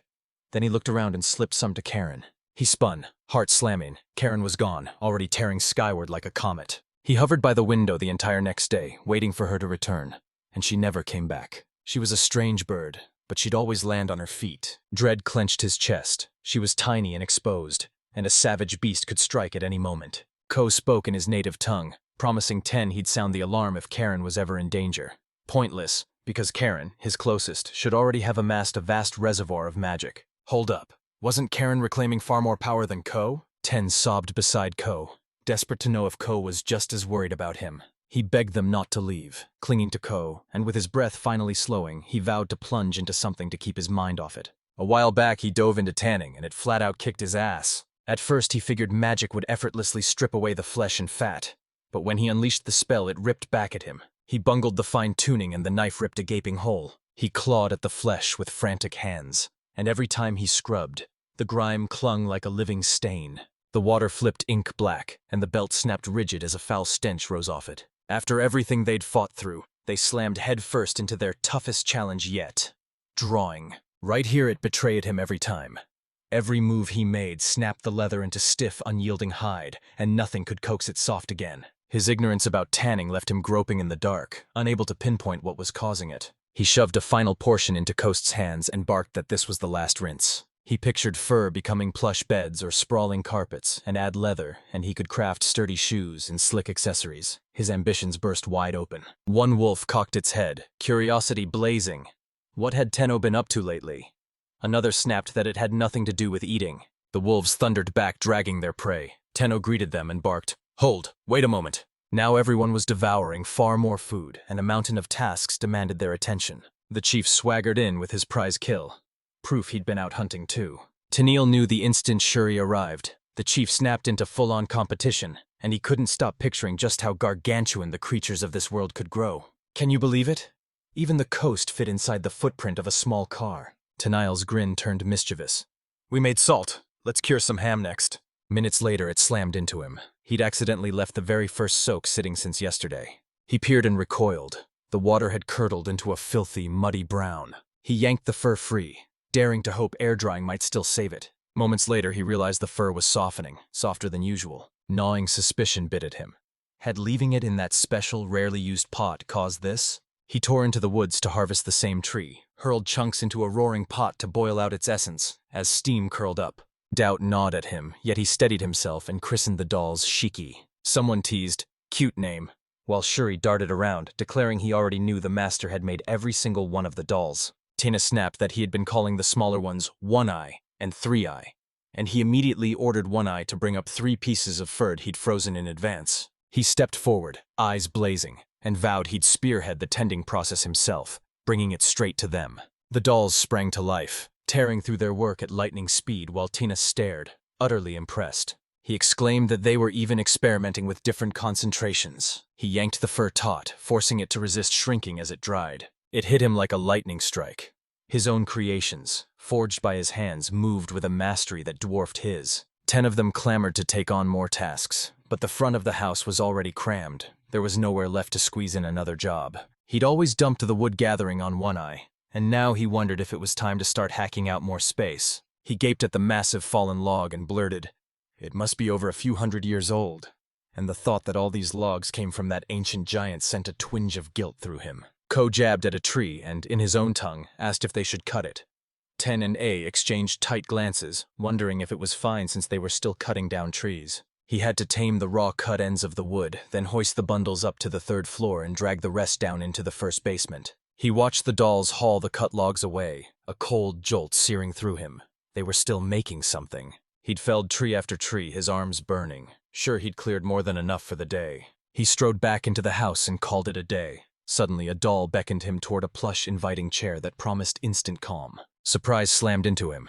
A hanging chair he'd wanted in high school.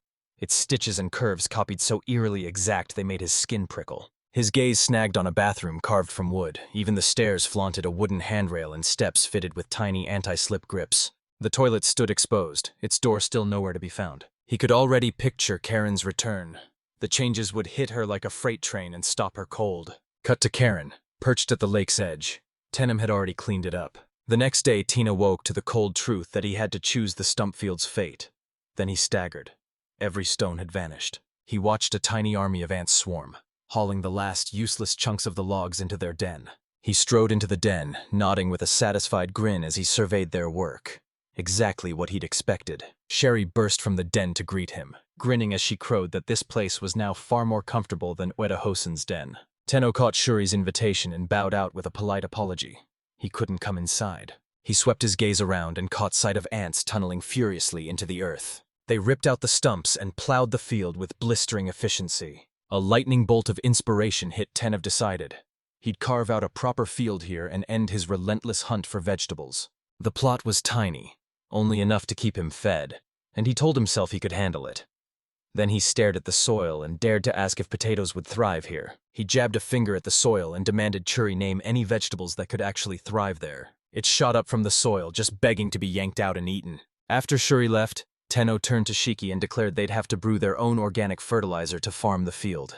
His old man used to drag him out to the fields, so he knew exactly how. He roped Shiki in to start prepping the farm and laid out the plan. Claim a shaded corner beneath a tree, dig a hole, then raise a wooden frame. He hatched a relentless rhythm. Bury food scraps, then dead leaves, then dead grass, over and over. Then he flicked a few drops of water to kick fermentation into overdrive. And the moment those drops hit, waiting was all that remained. But as he molded over, he yanked open a compost-filled container. And the instant it split, a seething swarm of bugs burst out, blindsiding him. He racked his brain, then shoved the whole process into overdrive, aiming to turn the place into a magical pantry for vegetables. To help with this, he summoned water vapor from the soil, unleashing a heady aromatic scent. He ripped the soil up again, kneaded it into a fresh mix, then supercharged the blend. The wolves exploded after the wild boar, and as one, sank their teeth into it, bringing it down. He laughed, eyes alight. "I haven't savored a hunt this thrilling in years." Tenno snapped his head skyward as something streaked across the heavens, a jolt of raw curiosity ripping through him. What was that? He told Shiki the setup would hold for now. Warmth hung in the air, so they could leave it as it was for the time being. In an instant, a colossal bird loomed right before him. He squinted, guessing it might be Karen. She closed in on him, and Tenno snapped at it to wait. Out of nowhere, Karen burst into tears.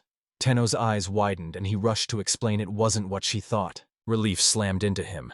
Karen was safe, and she'd somehow become even more breathtaking. Cole burst in to investigate and froze the moment he recognized Karen. Karen howled in its own tongue, imploring aid against the beast and admitting its powers couldn't stand against it. Tenno's eyes snapped to a winged fluffball.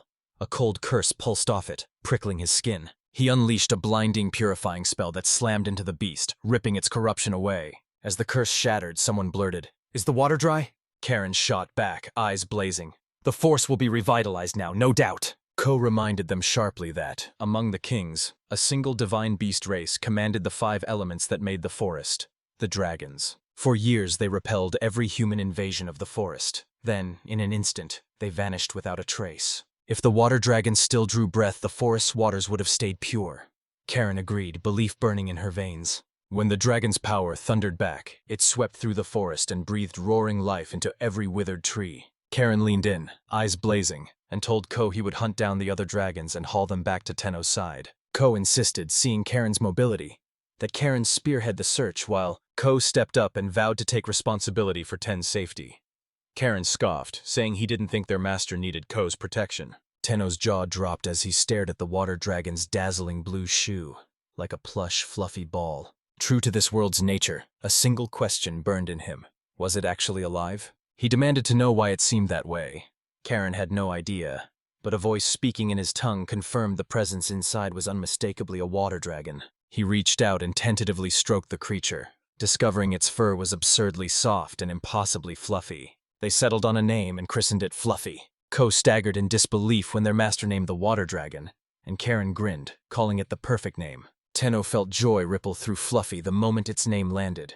Then a sudden noise jolted me to attention. I knew Shan and the others had returned. He caught sight of Cheyenne hoisting a monstrous prey, nearly the same size as Cheyenne himself. Everyone gasped in astonishment. Shine roared with pride that they'd snared a colossal prey. Tenon caught Cheyenne's tail whipping wildly, and called out that he seemed way more pleased than usual, practically bursting with happiness. Tenna's mind raced through the creatures he'd just faced. First the spider's darting brood, then the bird, and now this mysterious creature. He figured the wolves were howling with joy too. After all, they were in another world. Lately his skills kept sharpening by the day, and he couldn't stop admiring the wolves' relentless work. Karen's return sparked a wild celebration, and they launched straight into a roaring feast. Tenno plunged his blade into the meat, realizing with a chill he'd become disturbingly adept at cutting out hearts. And he sure didn't intend to eat one. He sliced through the flesh and his blade struck something. Tucked against the prey's heart lay a cold, smooth stone. His stomach dropped. Was this a sign of sickness or merely a lump? He probed deeper and ripped out several more of the stones, but not every prey had one.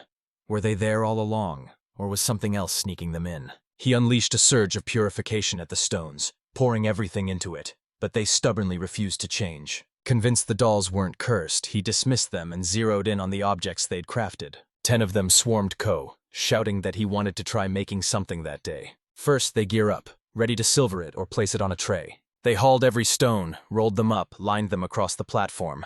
The setup was complete. Mountain stones yielded to shaping, locked in the echo of the last spell cast on them, and shrugged off blazing heat. An idea exploded in Tenna's mind. He could use them for a barbecue.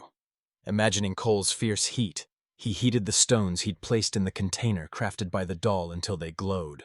Balls. Next, he grabbed long sticks and speared vegetables and meat onto them for cooking, then announced he'd have to skewer the ingredients using a gold or skewer. He'd always grilled on a cooking stove. Now it slammed home that the grill's shape mattered. He zeroed in on Karen's face, barked, "Wait," and vowed the food would be ready any second. Lately, even the chief had switched to cooked meat, while Cole and the others still tore into theirs raw. Right then, they barreled in, drawn by the mouth-watering scent of sizzling meat. Tina figured he'd already emptied it, so she slid him a share. A question gnawed at him. Could Fluffy eat meat? Watching Fluffy demolish it without hesitation, he toyed with sprinkling salt and squeezing lemon over his own portion. He sank his teeth in, and the flavor blew his mind. It was delicious, and a thought flickered. Maybe he should craft more cooking utensils. A knockout sauce to crown the meat screamed brilliant idea, too. He plunged into plans to create them. The deeper he pondered, the more the stones felt utterly ordinary. He dared to pour magic into the stones. He tried it, and arcane energy slammed through them like lightning. Until now, the Stone Mountain stones were the go-to conduits for magic. Once their reserves ran dry, they went inert, and he feared the toilet wouldn't clear the waste. He locked onto the stone, mind racing. Could it pull double duty? He had to test it. Every time he flooded the stone with magic, its appetite to hoard energy exploded. Tenon froze. The stone's color shifted right before his eyes. Now it burst into a vibrant, jewel-like green. They tried the same on the other stones and watched each one flare into a different brilliant color. The way the color twisted screamed the monster's type, and the exact second the hues froze came down to how much magic was poured into it. The stones shimmered like captured starlight, and Tennant didn't know their purpose yet. He toyed with selling them for a fortune, but if he regretted it later, there'd be no one left to buy them back. He caught Ko staring at the stones, and Tina's gut twisted as she wondered what was wrong. Draw in a savage breath, then unleash a jet of flame that leaves the Tenno reeling. He gaped. Was that magic? Tenno had thought Ko could use magic, but this sudden display ripped his expectations apart. Ko snatched a red stone, cloaked himself in roaring flames, and unleashed a searing blast. Tenno froze, stunned and confused. As Cole snatched another stone, realization jolted through Tina. He still didn't fully grasp what Cole was trying to show, but Cole would keep demonstrating it until Tina finally did. Tenno's blood ran cold as a terrifying thought took hold. The stones might be amplifying magical attacks. He grabbed a glass to test it, locked his gaze on the water, and watched its level shift right before his eyes. Some were yanked out, while others were sucked away into the surrounding water. Shuri burst in and Tenno welcomed him with a grin. Before Tenno even noticed, he'd snagged a surprisingly handy item. He'd only figure out its true use later. Cher slid some food toward Tenno with a grin and urged, "Dig in, enjoy it too. 10-1-2, could they devour it all?" Ants swarmed around him, fixated, as Shuri smirked and revealed they could even be eaten raw. Tenno dug in with the meat and declared them delicious. He thrust a handful at Tenno, flashing a sly grin and daring him to try it. Tenno nodded and proposed they leave it out in the sun for now. He'd till the field first. Sherry snapped, "Where are you going?" And the chief barreled in, snarling that those things weren't to their master's liking. Tenno stormed onto the field and barked at the dolls. "When will you finish telling?" With the ants swarming to their aid, the soil surrendered and their digging turned effortless. He rammed the compost he'd made earlier into the soil, then kept tilling the land with it. He'd never made compost himself before, doubt gnawing at him. But he rolled up his sleeves and dove in. He snatched the axe and hacked into the earth, convinced that fertile soil meant he'd hit the ridge any moment. He powered through this work and, after a while, declared the area would be enough. They split the potatoes in half and buried the halves in the earth to plant. He spotted something odd and froze. A cold, cursed whisper telling him it might not even be safe to eat. Shuri's eyes lit up. "Great find!" And she urged Tenno to plunge it in water to help more soil pile up. He slammed his hoe into the soil as the last furrow fell into place, and a strange shiver crawled up his spine. His tiny vegetable garden was ballooning into a full-blown farm. He'd already planted 100 potatoes, yet more than half the field yawned empty, and doubt gnawed at him. Had he made a mistake somewhere? Shuri's shoulders slump, baffled that Tenno buried the potatoes after they'd just dug them up. Ko snaps that if their master wanted to store them, he could have stashed them in the underground storage room. Karen narrows his eyes, unsure why, but convinced there's a reason Tenno is dodging that option. Tenno cracked a grin. Planting now didn't bother him, but the season had clearly heated up since he'd first arrived. The massive field threatened to be overrun by weeds. How could he possibly tame it all? He snatched a pen and wrote. A jolt of clarity slammed through him. He needed more stone dolls to help. He hailed his dolls, showering them with gratitude for every ounce of hard work. With workers tending the field, He strode to the lake to check it himself. The water snapped into crystal clarity, almost pristine. He vowed to brew his own soy sauce, yet had no clue how to grow the soybeans he'd need. If the lake teemed with fish, he could whip up fish sauce. A TV show he'd watched flashed into his mind, saying you just mix fish with salt and let it ferment. He hunted down stray facts and pocketed random bits of knowledge like loot. Fluffy padded up to him, and he beamed, gratefully praising Fluffy's efforts. He said the laughter might have been trying to tell him something, but at the time it slid right past him. Hidden snatched a rod, cast his line, and declared he'd tried to fashion a makeshift hook, so it had to work. He declared they'd be heading out to reel in dinner. They waited, breath held. Then something unexpected materialized at their feet, and gasps ripped through the crowd. 10 of them fell silent, convinced they'd caught something, and panic flared as they wondered if it had a mouth. He shouted thanks to Fluffy, convinced it was all Fluffy's doing, and they decided that was enough. Time to brew fish sauce. Once their catch swelled, they'd hoard jars of fish sauce and toss the rest onto the grill. He hadn't tasted fish in ages. Cut to the castle. Miss Lost storms before the king and lays out every detail, and the mage at his side goes pale and blurts, "Is this report genuine?" Gamers stared at Miss Lost return, baffled it could be true with less than a month gone. His gut screamed that something had happened. A man barreled up to Gamers and barked that every commander had been summoned to the audience chamber. With everyone gathered, the bald man, eyes hollow with confusion, turned to him and begged, "Tell me, what cracked the magic stone?" Nizlost, a warrior sworn to this country, snapped to every command with fearless resolve. Yet this. Time crawled as invisible eyes judged him without cause, and he braced for a baseless punishment. He told how, when they reached the forest's edge, a blinding wall of light slammed into them. And when he finally snapped back, every slave had already slipped away. Fangs ripped from the jaws of their enhanced beasts, and he, trapped in the middle of that incomprehensible chaos, tried to cry out. Stunned, the man stammered, "They're not dead?"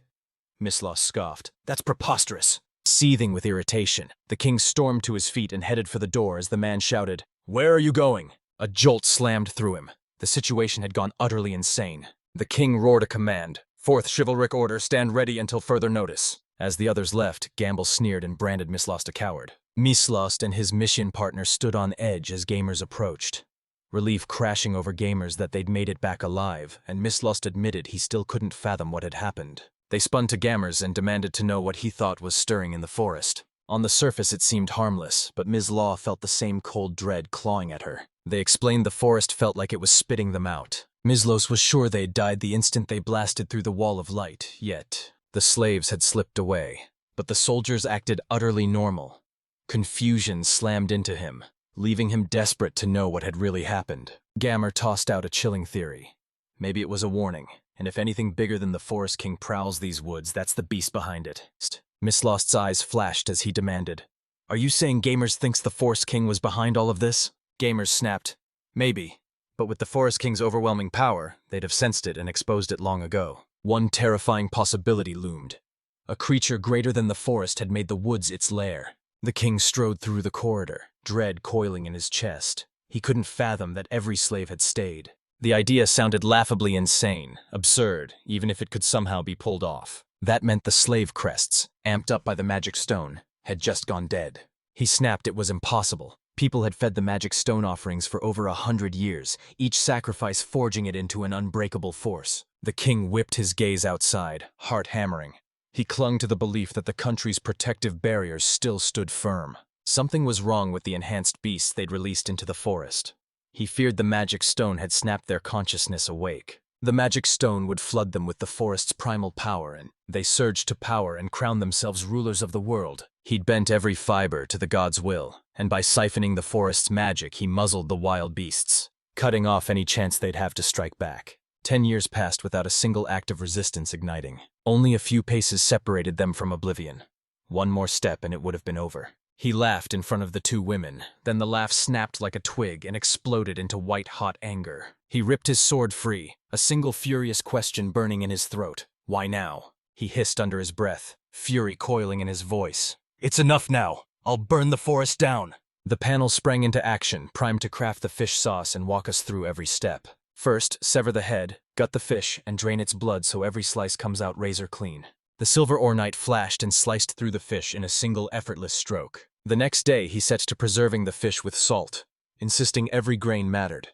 He had to calculate exactly how much to use for the amount they had. For a fish this size, a 20% salt cure will nail it. He pressed on, declaring the first move. Scrub a generous mound of salt deep into the fish's flesh. Then they jammed the salted fish into a jar and slammed the lid shut, sealing every gap.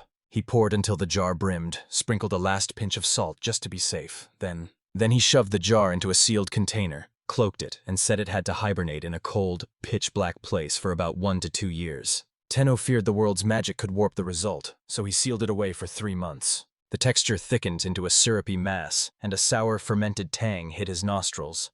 He unleashed magic to fast-forward the process, cramming about a year's worth of aging into moments. Ko burned to know what the master was doing now. Shuri had no answer. Only a mouth-watering scent curled through the air. Tenno wove magic and produced the sauce, but when he sniffed it, the smell sank like a lead weight. Foul yet oddly unique, and with the fish meat collapsed, he knew it would have to do. Final step. They poured the mixture through a fine cloth, wringing and straining until only pure liquid slipped through. He pulled off his plan and grinned as the sauce blossomed into a gorgeous light brown. A single precious drop of perfection hung like a jewel. He dared a taste and the salt exploded on his tongue. Perfect. Delicious. They slammed the heat on to snuff out the fermentation. It was time to cook. We co-watched MSC cooked while I fired up the barbecue and seared it myself. He'd frozen the remaining fish, so they fired up the grill and feasted that day. Knowing they'd be back soon, they vowed to grill Karen's share too. The moment the fish hit perfect doneness, they flipped it to the other side and drizzled a few sharp drops of fish sauce over it. The food's aroma slammed into the room. Surf steeled himself and sank his teeth into it. He snapped into an expression nobody expected. Chief and Company Laptuari froze, unsure what to make of his reaction. But then his face burst into a grin. The fish, drenched in that sauce, tasted incredible, and he longed for rice to scoop up every last bite. His relentless grind finally exploded into success. He did too. He seized his reward. He drank in the moment, then spotted wolves slinking in toward the fish. He snatched it from their hands, shouting, "Wait!" The food was far too salty. It would be bad for them. They absolutely couldn't eat it. Their eyes pinned him like prey, a cold dread coiling in his gut. He snapped, "All right, 1 drop each." Realization hit him like a thunderclap. He still had to grow Karen's share. A sudden noise yanked him around. It was Shuri, and he snapped, "Stop scaring me." He cracked that he'd be fine with just the grilled meat.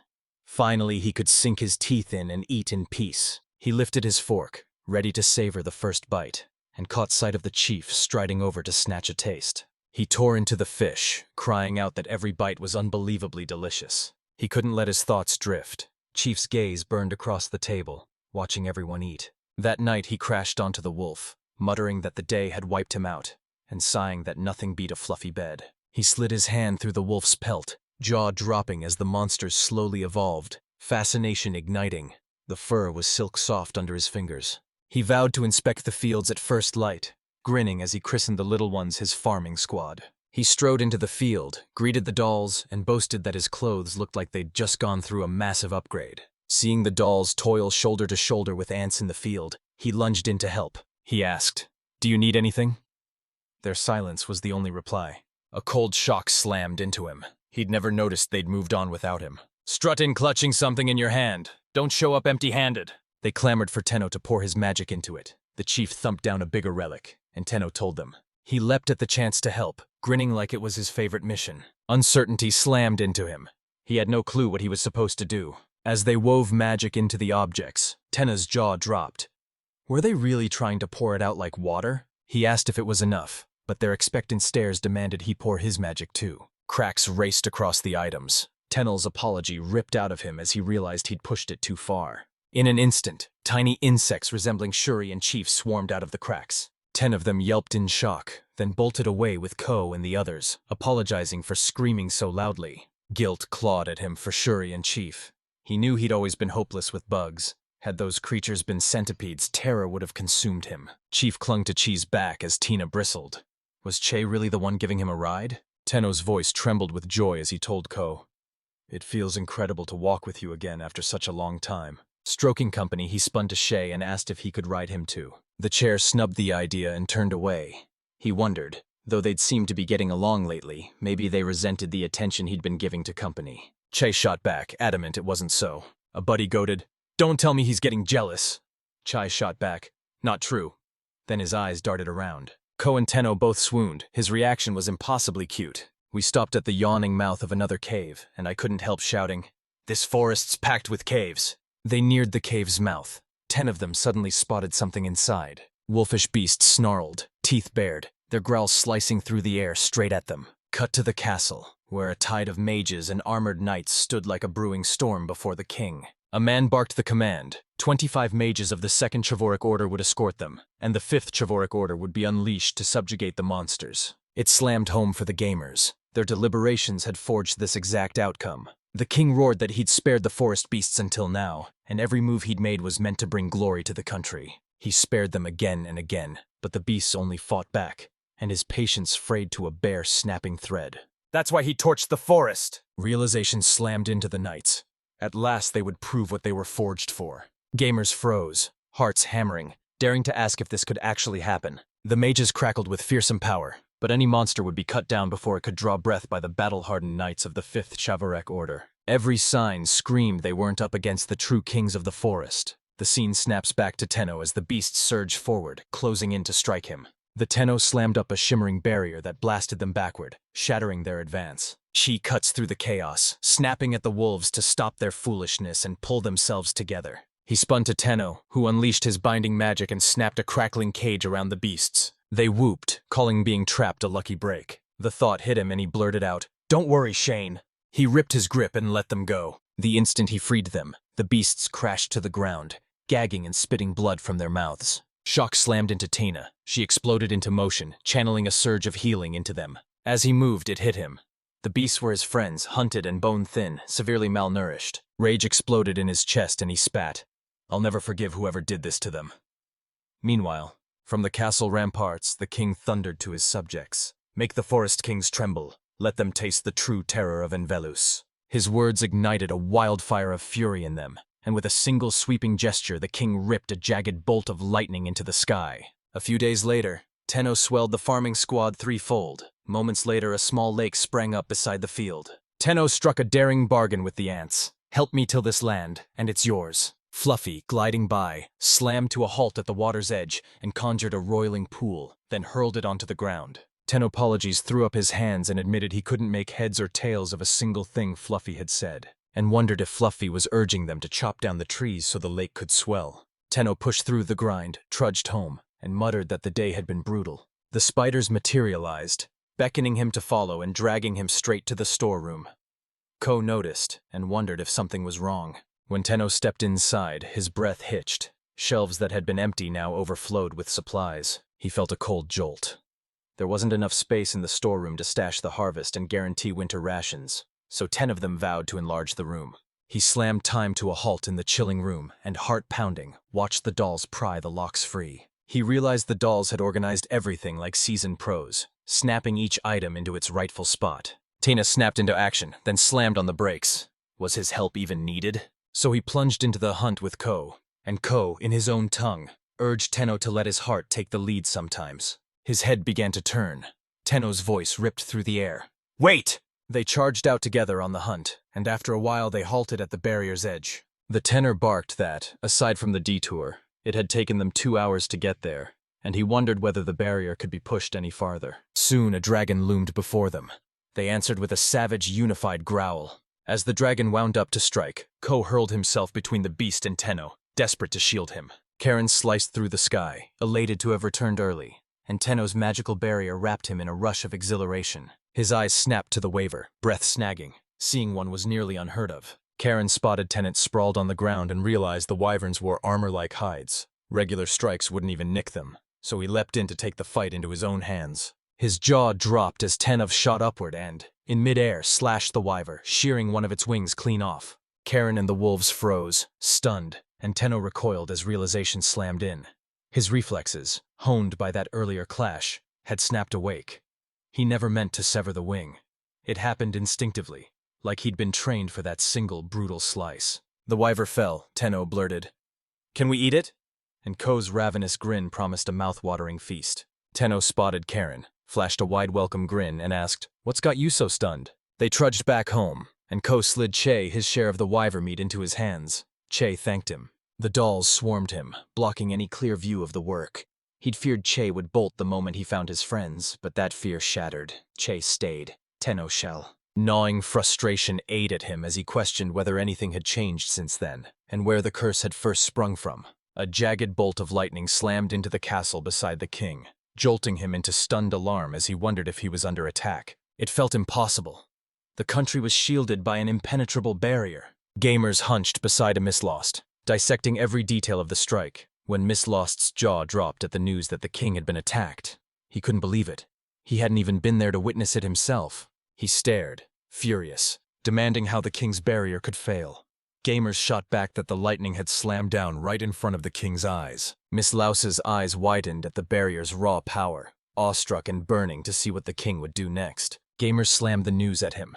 The king had sealed himself in the magic stone chamber and ordered the forest-bound mages to stay and pile layer upon layer onto the barrier. Miss Louse gaped and demanded why the seemingly invincible emperor would cower, and the gamers shot back that trapped by the circumstances they had almost no options.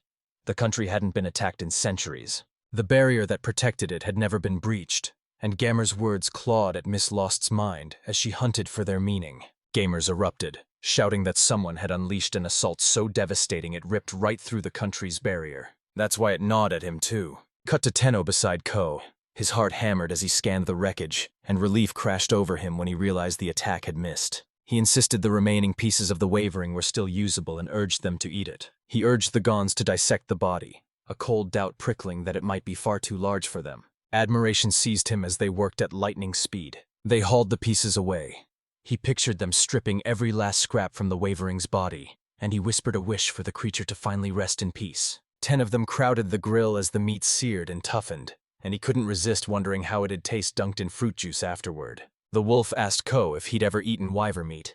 Ko shot back that the flesh was springy, elastic enough to be worth eating. A sweet, irresistible aroma from Tenno's cooking hit him, and Tenno, only a boy, felt pressure coil tight in his chest. Sweet fruit juice fused with an onion-like vegetable, and the aroma slammed over me like a tidal wave. After slathering the grilled wyvern meat in sauce and dusting it with seasoning, Tenno dove in for his first bite and said it would have been perfect if only he had steaming white rice and fresh eggs to eat it with. They were wrapped together, but the wyvern meat tasted nothing like chicken and disappointment stung him. Then he spotted the dolls frying pieces of it and dove in to try a bite. A memory slammed into him, a TV show about squeezing oil from chameleon seeds, and his mind snapped to the possibility. Did this world grow those same flowers he could harvest for oil? I noticed the wolves in Karen erupt into a savage brawl over the grilled meat while Karen bellowed that it was his. One wolf barked at Karen that he was eating too much and there wasn't enough for everyone. They demanded larger portions, and Karen snapped at him to stop pulling and go share with the others. Amid all the chaos, Tina's mind raged against the crushing truth.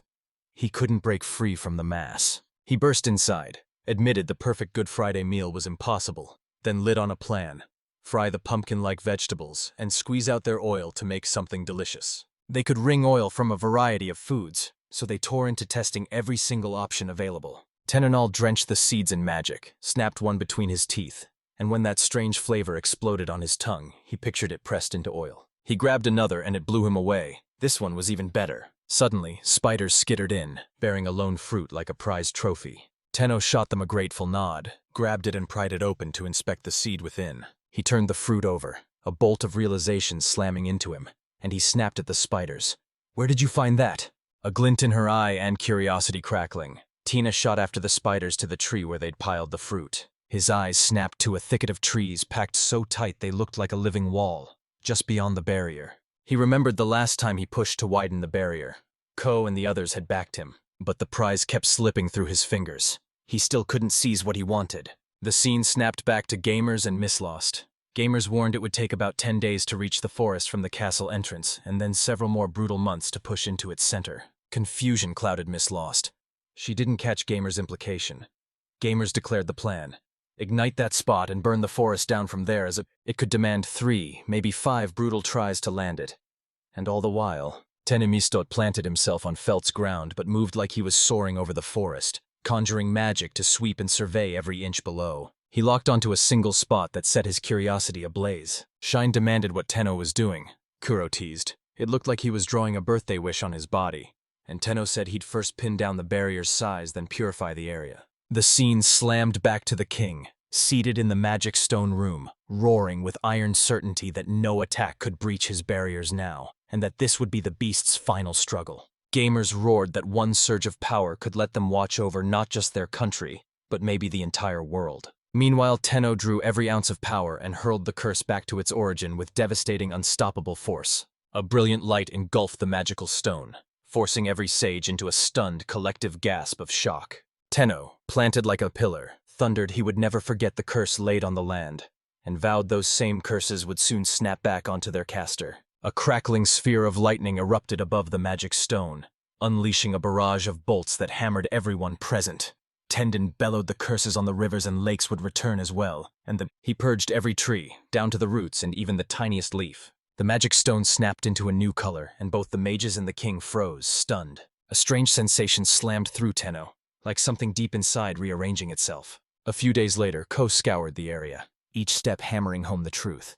It would take more than a day to cover it all. A few days earlier, the scene snapped back as a savage wind barreled toward them, and everyone froze, hearts pounding, desperate to know where it had come from. A cold jolt hit him as the barrier slipped from his senses. The chief's voice went thin.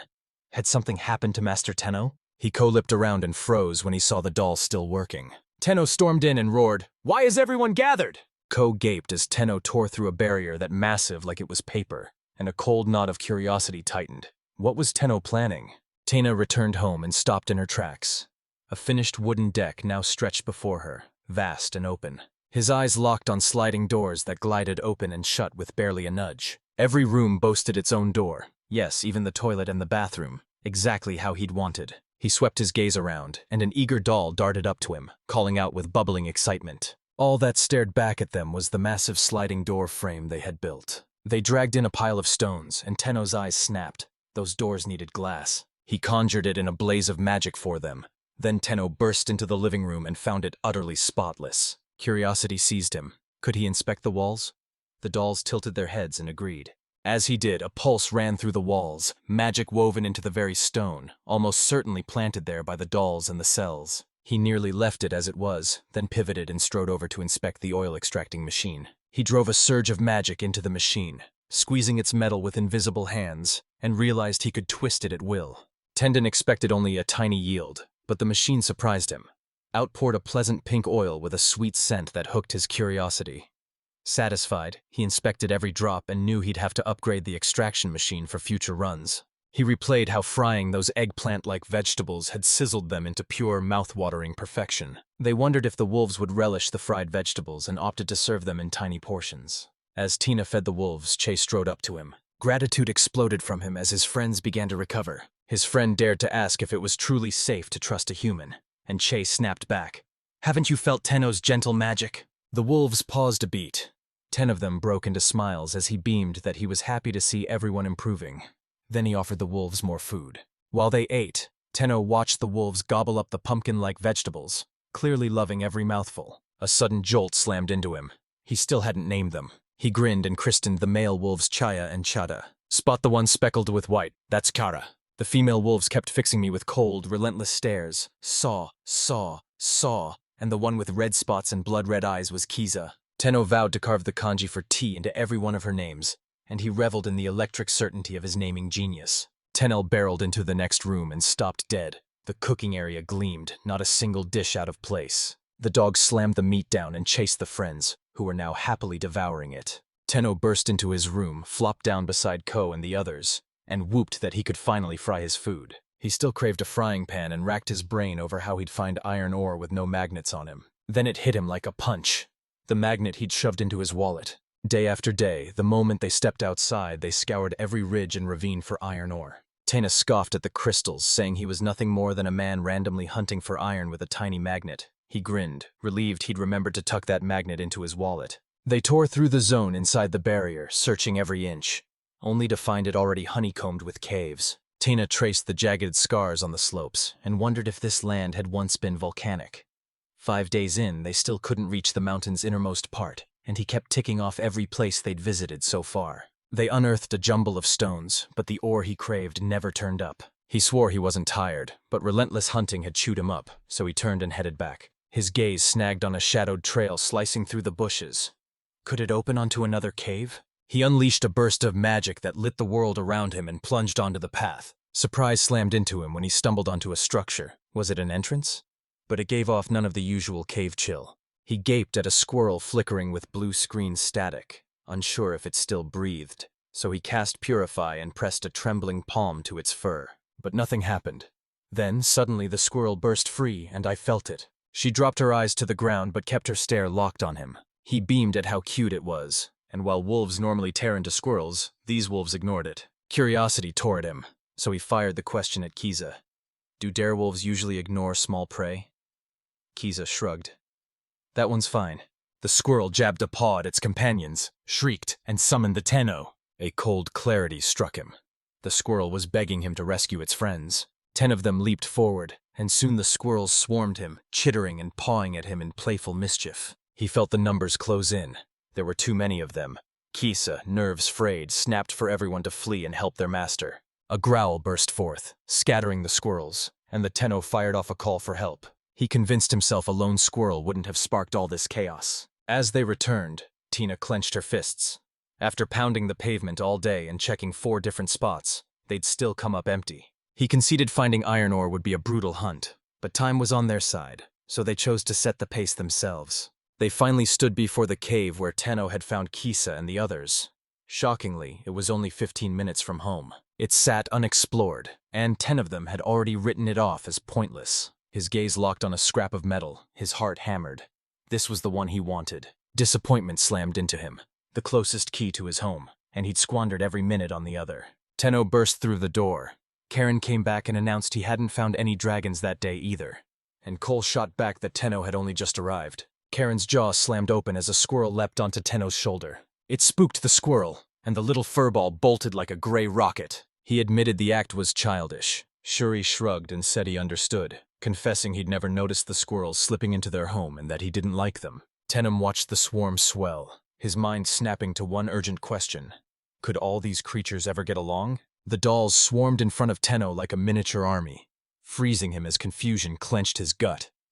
He had no idea what they wanted, but they dragged him into the field, where he saw furrows plowed less than 2 months ago, and realized they could harvest only about 10% of the crops. They'd only tossed the seeds into the soil and sprinkled water a few times.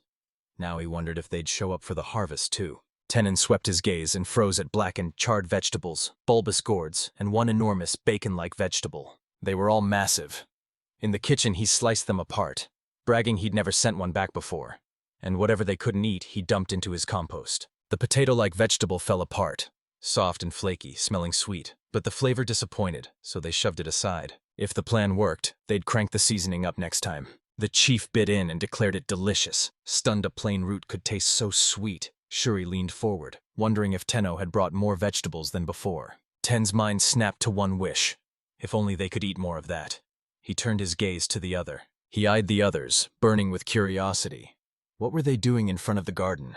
They formed a tight line, feverishly hashing out the problem while the chief cried out for help to handle it all. Before Tenon could even react, a brand new cultivation map was finished, and it hit him like a thunderclap. They didn't even ask him. Later they struck iron ore and forged it into a frying pan. The scene ripped him back to the dire wolves, to that long, brutal campaign where they'd fought an unknown enemy. His allies, once friends, now swallowed by darkness, turned on chase. His sense of self dissolved and he steeled himself to die. He staggered back to consciousness and found only a handful of comrades left, aimlessly wandering around. Their hearts leapt. Had a king built this hidden refuge so they could lie low here for a while? One of them growled in agreement. Rest here a while, then steel yourselves to fight the humans to the death. After everything, one of them snapped awake, pulse hammering and dazed, wondering if they'd blacked out. A healing wind washed over him, sparking a fierce, impossible thought. Could this be magic? A weight lifted from him and his mind snapped razor clear. He bellowed to the others.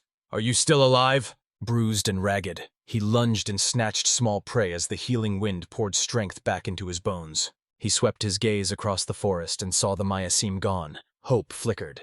Had the threat finally fled? A second wolf bounded up to him and vowed to hunt alongside the first. The first wolf thanked him, eyes burning with gratitude, and urged them to turn their attention to helping their other comrades. Suddenly, a sound ripped from the entrance. Cheyenne Co blindsided them all, leaving everyone reeling. They snapped to the only conclusion. That couldn't be a dark wolf. Its monstrous, hulking size ruled it out. A spider skittered into view, and when it edged toward the Tenno, they reeled in shock and instantly branded it their enemy. Ko and Che locked eyes with them. Intimidation slammed into both like a tidal wave. The scene snapped to the present, and Tennant's breath hitched. Koench was far larger than before. He couldn't shake it. While they tilled the soil and hauled in the crops, why had every method been hammered out by relentless trial and error? To change things up, 10 of them seized the materials they'd uncovered in the caves and put them to work. He even discovered the tiny spiders could spin silken threads. Chai unleashed magic, and Tina's mind raced. Had Chai and the others transformed, evolved into something else? Inside the cave, the pups huddled like shadows, and Tenon realized their fighting spirit had been snuffed out. He slammed out the commands and unleashed Purify, Dispel, Heal, and Cleanse on every last one of them. The wolf thundered that the power he channeled was the forest's very healing wind. They roared in unison, declaring their master had cleansed the forest and restored their powers. The wolf jolted, convinced it was true, while the king of the forest lifted his eyes to their master, who radiated boundless kindness and dazzling, otherworldly power. Tanel stared at Chai, at first seeing him more like a scruffy dog than a person, and he desperately wished Chai would stay that tiny forever. Being looked down on burned him with humiliation. They surged toward their home, carved into a colossal rock, and the wide area around it lay stripped completely bare. Tina scoffed. He couldn't fathom just how savage that place had been, and froze in disbelief, wondering if the field at the heart of their home had just, all on its own, erupted into a wild, living forest. It felt like the morning unfurled like any other, utterly ordinary, with no hint of anything amiss. The chief greeted Tenno with a booming welcome, declaring they'd followed the Golan's instructions and planted every tree that would bear the fruits Tenno wanted into one concentrated grove, thanked his clan for their fierce toil, and Shuri added that his people had worked several times harder than the chief's plan demanded. The dire walls recoiled at the sight of the giant bugs, some even crumpling into stunned silence. Tenno's gaze sliced through the trees. This forest was meticulously kept. Beyond the greenery he'd planted, about 90 different tree species rose up, and nearly 200 trees hung heavy with fruit. It blew everyone away. Now 30 plants were pumping out those great-like fruits. He gaped, mind-reeling. How had they planted that entire lot in barely half a day? He barreled into the kitchen and declared, "Give me the right tools and I'll make wine from those grates." They should trumpet the vegetables pulled from the freshly cultivated land. They planned to use them as seasoning. They clutched an iron pot now, cold and heavy in their hands. About a month of brutal hammering turned raw iron ore into a frying pan, and he could easily spot which stones and metal ores were useful. He used a multi-purpose rock, burned it like charcoal to heat his house, and forged it into his one-eyed Gaum. It was easy to work and crackled with magic. He wrestled stubborn iron into submission and forged the exact cooking utensils he wanted. Tools forged from silver and gold ore outlasted ordinary gear, but siphoned vast reserves of magic to craft. They became the go-to for glass windows and razor knives, and, shockingly, barely conducted heat. He scooped up a stone and crowed, "Those blue and red glowing ores we found while exploring the cave? The fluffy creatures go wild for them." He forged them into a translucent bottle that once gleamed. Time had leached its luster away. He ripped the stones from monster hearts, even the magic-strengthening gems that popped up again and again in specific beasts, certain they'd prove far more useful one day. The Irish cobble-like potato vegetables barely tasted of anything, but he could pulverize them into flour. He'd learned the method from TV, so it should be a snap. Now he had to shred the potatoes across the silver grater. He plunged the mixture, saying they'd next wrap the grated potatoes in a dry cloth and squeeze it hard. A white, fluffy consistency burst forth. They let it sit for 20 nail-biting minutes, then dumped the water, and he ran the whole cycle again. He dunked the potatoes, pouring off the water each time until a starchy sludge gathered at the bottom, then scooped the solidified lumps from the container and slapped them onto 2 plates to dry. He hammered away at the method until success finally hit, then scanned the scene and spotted new lumps perched on top, while the few remaining rare ones had also come from outside. As everyone filed into their own enormous houses, loneliness slammed into him. The cavernous rooms and the extra dolls scattered around turned the place into a hollow trap. He zeroed in on rabbit meat, the closest thing to chicken he could find, and slammed a pan on the stove to start cooking. He rubbed salt into it, dredged it in flour, then seared it in the iron pot. The pot felt alien under his hands, but he gritted his teeth and forged courage. He tasted it, and a tidal rush of feeling slammed into him. He knew, to his core, there's nothing like courage. He bit again, and his eyes locked on a spider scuttling straight at him. He slid a scrap of food to it and hissed, "Keep this a secret." He sprang to his feet, fear prickling his spine, and muttered he'd tuck the remaining flour away. He waited, eyes locked on the sweet and bitter scraps. Slice them and he'd pull sugar from them, he realized, remembering how his mother once coaxed sugar from beetroot. I ripped off the lid and found the surface caked in scum, poisoning the whole mixture with a nasty, bitter bite. He skimmed the scum away and fed the flames until the mixture thickened and at last flared purple. He pushed the process forward, prying loose the hardened chunks and fanning them out across a wide surface to cool. The first taste hit him, sweet, then a deep roaring wave of rich umami. Outside, a strange beast crouched in the shadows, eyes locked on them as it kept a fierce, unblinking vigil. Go's nostrils flared at a mouth-watering scent. "Our master must be cooking our next meal," he declared. And Cher admitted he'd never smelled anything this sweet before, saying it sparked his curiosity. Karen burst in just as her coworker dropped the crushing news. They'd had no success, again. Heron scowled, baffled by his words, and snapped that she'd scoured every nook and cranny of the barrier day after day, while Koja lounged back and coolly declared they were properly protecting their master. 10 of them barreled in with the meal, bellowing, "Time to eat!" They all packed around the table as Tenna declared he'd fused the sugar he'd made that day with the fish sauce from earlier, forging a red meat teriyaki. He said the flavor blew his mind. Words failed him. Ko echoed it, declaring it absolutely amazing. Karen H. roared that all the hard work had paid off. She'd been tearing through the miasma, relentless as she hunted dragons. Cher blurted that he'd been feeling a dragon's presence hammering at him lately, and it was bizarre that none had been found yet. Karen agreed. "That should be good news," she said, "but finding a dragon is brutally tricky." OT's Karen snarled, accusing her of piling up excuse after excuse. The chief barged in, insisting no one could deny Karen was giving it her all. Karen fired back, demanding they be grateful. Just then they saw a beast creep up on Tamer unnoticed and tear into the food. The truth hit them like a freight train, an earth dragon, and Tenno tore into an explanation. The drying had only just slipped into their midst. Fluffy rocketed into the sky as the dragon tore off, and Tenna's breath caught when she realized it was flying without using its wings. It looked wrong, but maybe Fluffy and the dragon were the same species. A cold jolt of disbelief hit him. How could he have ever assumed they were the same species? A normal dog inside the house froze, terror clawing at its chest as the scene unfolded right before its eyes. Back at the castle, the magic stone room lay wrecked, every stone gashed and scarred by a tangle of jagged scratches. The king scrutinized it, certain the barrier was flawless. One of his men scoffed it was impossible. But the mages swore they'd root out the problem within a month. Could the four have actually forgotten they'd been entrusted with the blessings of the king's magic stone? The mages were convinced the king was right. When the king messed with his magic stone, he hurled a non-aging spell at them, and the head mage snarled they were finally reaping what they'd sown. They alone knew the ugly truth. Every life sacrificed to the magic stone had been siphoned into stretching their years and keeping the barrier alive. Back then they swore strength itself was justice. The mage snarled that the world would never forgive them, then stormed off. The kings of the forest trembled as they strangled the magic stone's power. The forest had turned into a living threat to the entire country. His mind raced. How many more lives would he have to burn to restore the magic stone?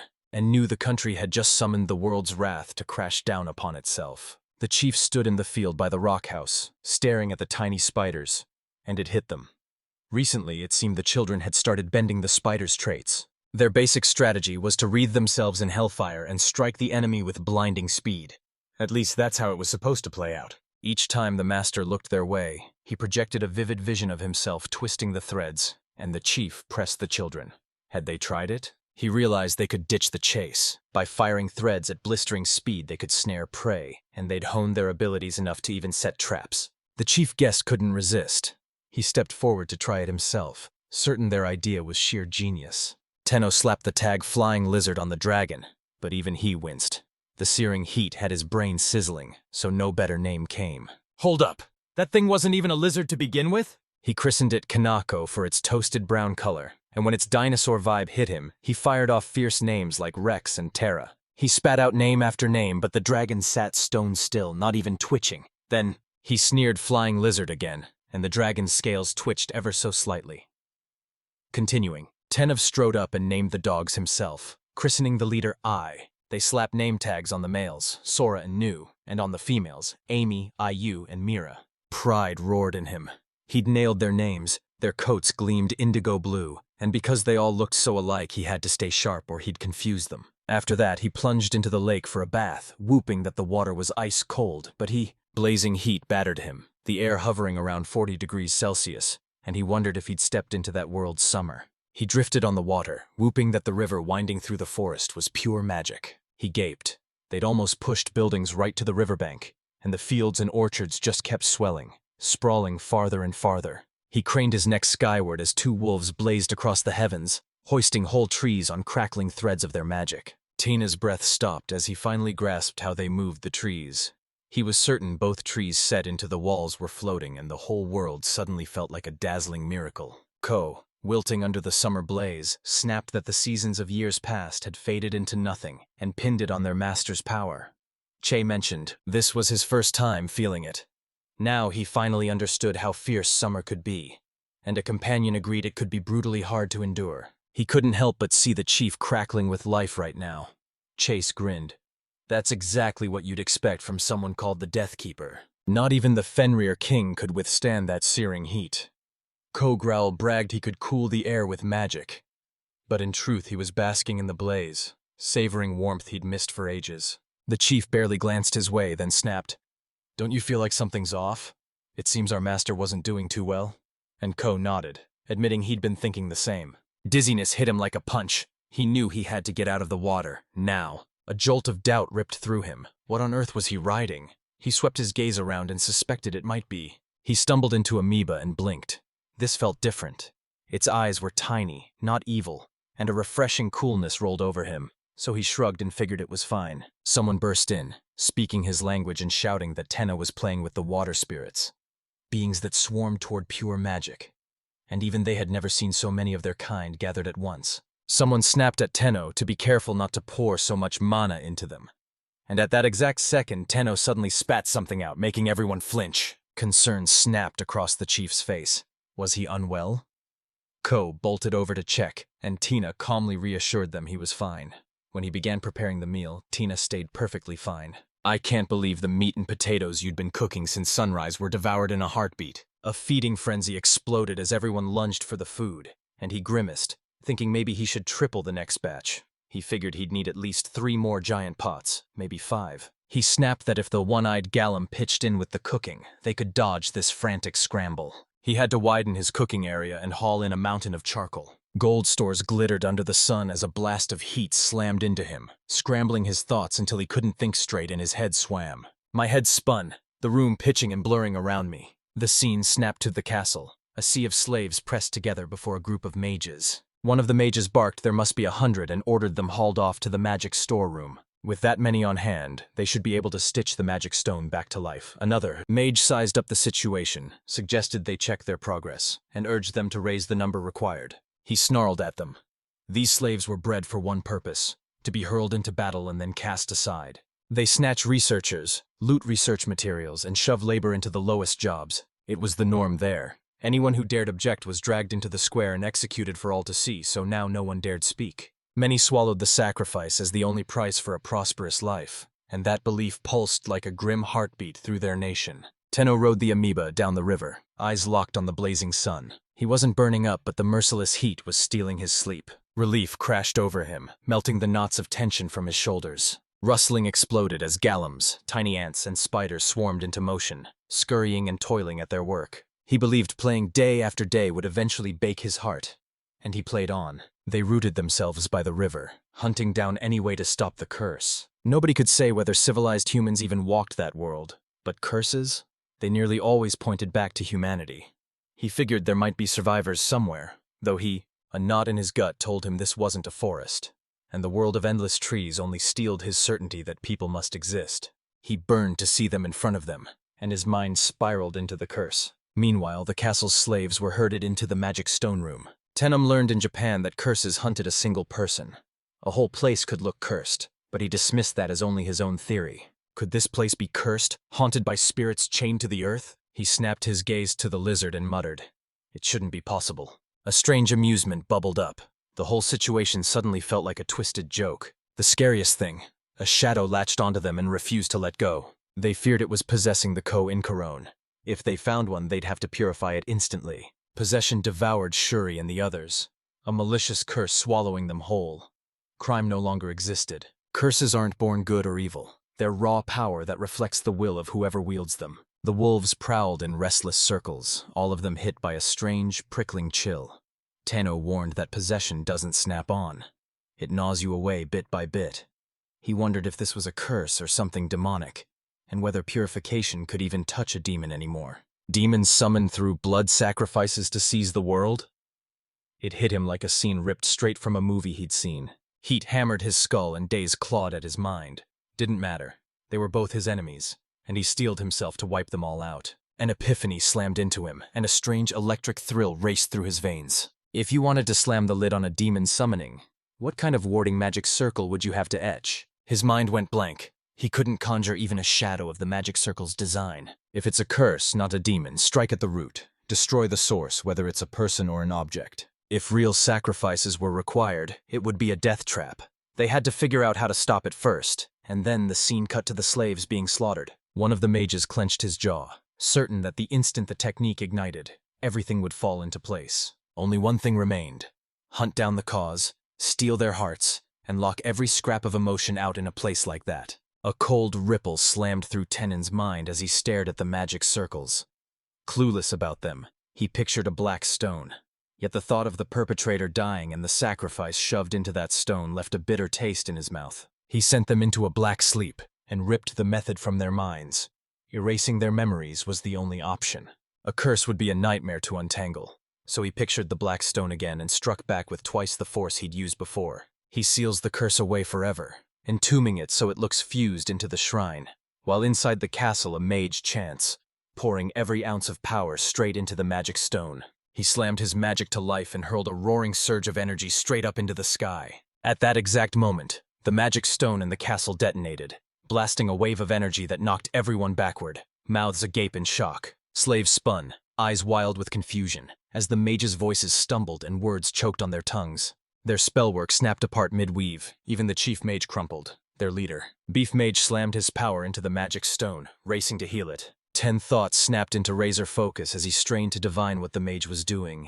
Suddenly, the fog in his head ripped away, and he wondered if his earlier confusion had been nothing more than dehydration. He sprang to his feet, scolding himself to go back to bed early. Then a bolt of realization slammed into him. He could have just used magic to cool down the house. Why hadn't he thought of that earlier? The scene snapped to the woods. Grim guards herded slaves down a leaf-strewn path, and several of the captives were swallowed up by the trees. Wounded and bleeding, they limped into the kingdom of Antor, the neighbor of Envela's empire, after pleading for help, and King Asmalad suspected they were runaway slaves from the empire or spies. One of his knights snapped that the slave crests, once the empire's mark of domination, had vanished from their bodies. Meliod pressed the knight for certainty, and the knight snapped that the court mage was grilling the slaves right now. One of the slaves crashed onto the bed and blurted that he'd been part of a troop sent to scout the forest. The slave soldiers spoke only when commanded, weighing every syllable like a weapon, while the world around them lay cold and distant. A white light slammed over them, their senses snapping back with brutal clarity, and they bolted. Sanlead demanded, "How long ago did this happen?" And the slaves answered they'd been wandering the forest for about a month. Esmelio tore into the issue with his ministers. One blurted that a strange light had burst into the forest last month, and another shot back, asking if the Empire had engineered it. Smelly snapped that, even with the Envela's empire pressing on their border, the forest had repelled every invasion as a living, impenetrable buffer. Someone then urged they start treating the woods as a vital, strategic asset. Another person nodded sharply, warning them not to dig any deeper into that. A dignified, well-dressed man cut through the murmurs and demanded they investigate. Track down the original slave who shattered the crest. They might hold the clue to defeating Envela's empire. Asmalete commented. Amigol finally broke his silence, and when it looked like he was just hunting for an excuse to study the magic, he shot back instantly, denying it. The Smelly admitted it was the perfect opening and bellowed they'd finally carry out a long-overdue survey of the forest. He had to know what was really going on there. Deep in the forest, harvesters swarmed the grape-like vines, filling baskets to bursting, and Tina declared it a rich haul, and he resolved to harvest the crops before the heat flared, packing baskets hung with dolls and every tool needed to drag the harvest in. He declared that the moment he cracked a brilliant way to chill the air around his body, he'd started feeling worlds better. Last time the heat nearly knocked him flat. He only has a hazy flash of sparking magic. Maybe he actually pulled it off. He couldn't dredge up the details. His body felt unnaturally light, like someone had lifted the weight from his bones. Ko stepped closer and he swept Ko into a fierce hug, a steady presence anchoring at his side from that moment. He snapped at the beast not to crowd him, wondering if... They lunged for the fruit, but he smirked. He knew they'd never snatch it. They all edged away from him, whispering in unison that their master hadn't changed. The chief snapped that the magic way was no small matter. I'm betting Tenno's shattered health came from burning through his magic to hold the barrier and fuel the golems, both devouring massive reserves. The air tore open as a colossal blast of pure magic detonated. Cher choked out he'd never seen or heard anything like it before. Now, a sudden drain of magical power could be fatal. No one had ever believed it even possible. Ko closed in on Tenno, sensing his magic was finally stabilizing. Tenno warned him not to do it. Cole eyed the grapes, grinned, and said he could make wine now. He'd been so focused on the essentials he hadn't thought about anything else. The word wine lit a fire in him. He shoved every grape into a massive tub, grinning as he admitted he'd prefer beer but had no clue how to brew it, so he decided wine would be easier. All he needed were barrels. The Gons dove barefoot into the spotless tub and stomped the grapes into a pulpy mash. The grind pushed us to the edge, and somehow every exhausting second lit a fierce, goofy joy inside us. They funneled the juice into barrels, and Tenno declared he'd let it ferment, then siphon it into clean jars and stow them in the basement's steady, unchanging cool. They looked ordinary, but the natural yeast clinging to their skins exploded into action and kicked off fermentation. He needed barrels, so he tore into the job with a mountain of timber at his command. 6 months in, the work had him on the ropes. The timber refused to bend because he'd picked a hard wood that fought him every step of the way. He fought to shape every barrel the same, just as he thought he'd finally pulled it off. A leak gushed and the barrels collapsed. Time to flip the script. Tenno switched up how he cut the trees, rode along saying they'd been watching him and asking what he was up to that day. Then insisted the first thing to do was strip the bark, then dry it. Shuri, burning to sample the finished product, blurted, he didn't know what Tenno was doing but had to taste the sweet stuff, though he secretly hated sweets. Shuri snapped that the Gons were only watching. Ko scoffed that it didn't look like today's food, and Karen, curious, fired off, what is Tina up to? Tenno locked onto the colossal tree and vowed to carve it into 1-meter-tall slices. He readied teleportation magic to slice them into barrel-shaped rings and whisk their insides away, leaving only hollow shells. Every month he repeated the ritual, reveling in its pure convenience, and now he just had the car about the bun. He lined up every barrel across the basement, determined to carve out space before doing anything else. Cut to Invella's kingdom! The king bellowed at a mage, demanding to know why they couldn't repair the magic stone. The sage snarled they'd tried again and again, each attempt collapsing, and the mage who dared the repair was left hollow, his memories wiped and his magic gone. The king sneered. This is child's play. We've done it countless times. Not enough slaves? Breed more and try again. The sage's notes blazed a warning. Unless they unearthed the root cause, it would happen all over again. The king demanded to know the fate of the sorcerers who attempted the repair. The major barked back. They're all locked in their rooms. Rage laced the king's voice as he barked, I have no use for incompetence, and commanded their execution. The mage cried out in stunned protest. I've served you faithfully. But the king turned away and coldly barked to his knights, execute them now! Dawn ripped away the night as the king claimed his throne and demanded the mage restore the magic stone at once. The mage bowed, agreed, and strode out of the room. The king seethed, fury coiling as he stared at the magic stone barrier. Useless, its cracks beyond repair, and couldn't shake the conviction that he'd overlooked something. He spat curses at the fools who'd failed him. But despite everything, dread coiled in his gut at the thought of the lightning. He schemed, fingers itching to strike the moment he uncovered its source. A cold thought hit him. A foreign strike, the forest hiding the attackers. But he crushed that idea in an instant. He snuffed out the thought. No, they were cowards, stripped of the strength to stand against the strongest one. Irritation swelled until he snapped, ordering the knights to entertain him. Soon many slaves were dragged before him. The king smirked that he hadn't done this in ages, and declared that in times like these it was best to torture some slaves. He ripped his sword free, glaring at the mage. You think the king would tire of this after centuries? You're wrong, he's only getting started. Gamers screamed. He was seconds away from watching the king pull that trick again. He'd enlisted as a knight, bursting with dreams, and won the honor of guarding the king. Yet he had. It never stopped gnawing at him. He knew he shouldn't, but he had no. He seized the power to topple the king who wielded both blade and barrier. After centuries of feasting on sacrificial lives, that sinister magic sword had morphed into the most terrifying power of all. Gamers froze, shivers racing down their spines whenever the king drew his blade. The king, lips curled in a cruel grin, thundered they'd rejoice. The slaves would soon become one with his sword. The slaves quivered in silence, not a one daring to speak. Then the king's sword flared to life, blinding and baffling both the slaves and the king himself. A blade lunged straight for the king's sword, and gamers instantly identified it as an enemy assault. He roared orders for the knights to guard the king. They burst into formation, weapons drawn and eyes hunting the shadows, yet the enemy left no trace. Gamers' nerves snapped tight as a cold dread crept over them. The mage bellowed to the king, who stood nailed to the spot, utterly stunned. Their voices pounded at him while the king strained to make sense of their words, and to understand why his sword had clattered from his grip. Then something grazed his body and pain exploded through him. He shouted for them to stop touching him, but he stared at his hand as blood welled and dripped, questions burning in his chest, and he implored the sage to heal him. Convinced his words would hold, the king boasted about his sword just as the sage snapped for him to stay seated. King's mind raced as he tried to grasp what had happened. It was a night approach game, and they confirmed to him that not a single sign of the enemy remained. The Tamers exchanged stunned nods, disbelief blazing. They still couldn't believe they'd actually wounded their king. He waved the mages away, stepped forward, and asked to examine the sword. The mage nodded, and Gamer's eyes snapped to the blade as a chill crawled up his spine. Was it that same sinister magic sword? He clutched the hilt, craving power and finding none. Only a plain old sword. His gaze snapped to a rope wrapped around it. At first it looked like nothing more than ordinary grass, and he couldn't be certain, but it matched the same material wound around the magic stone. He suspected the assault came from the forest, mirroring the strike on the magic stone, and his blood ran cold as he tried to fathom their motive. They clearly didn't know enough.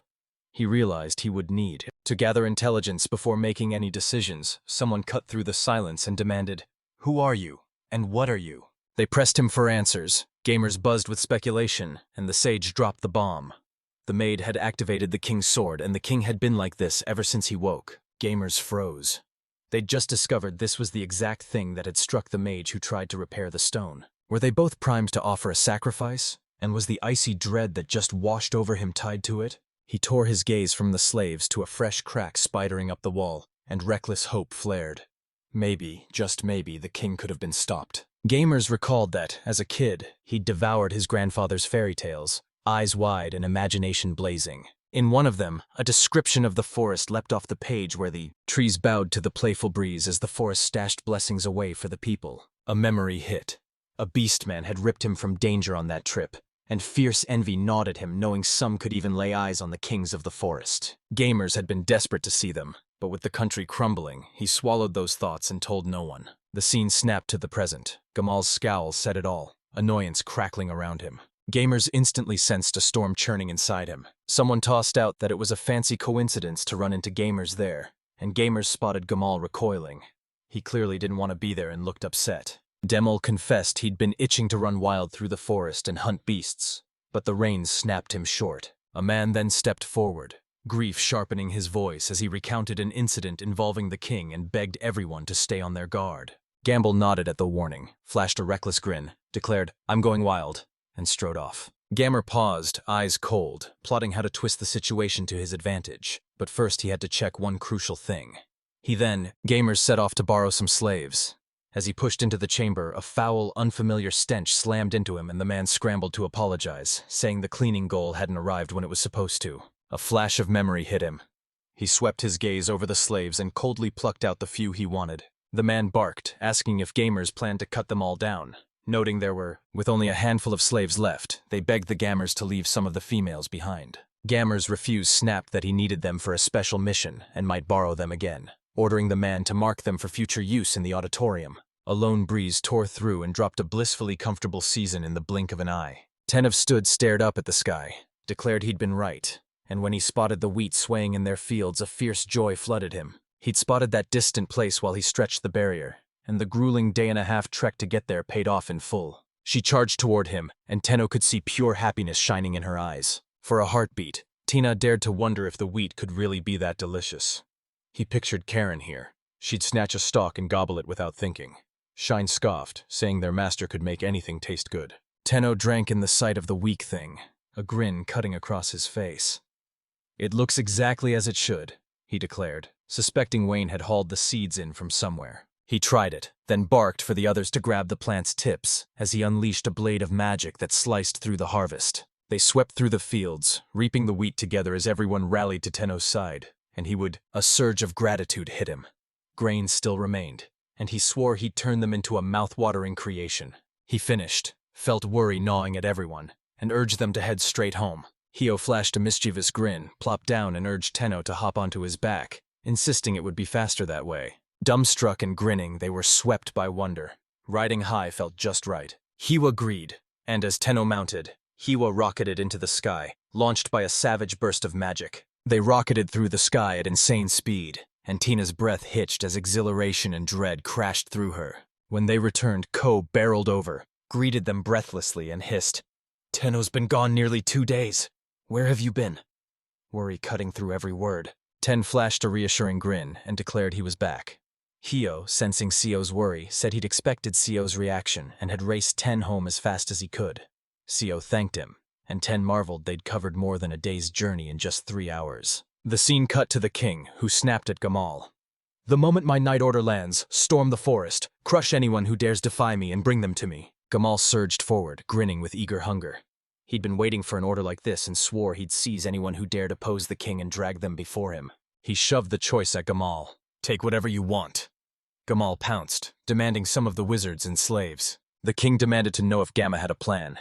Gamma shot back that he'd take as much as he needed. As Gamma left the room, the king's chest tightened. He cursed himself for not ordering Gamma out sooner. He declared the 5th commander would shoulder their duties. Night descended, and he slipped away, thrusting the slave manager's report into their hands as his excuse. They snapped for him to speak, asked what it was about, and he shrugged like it was nothing. The knight's voice tightened as he warned that some slaves had started acting strangely.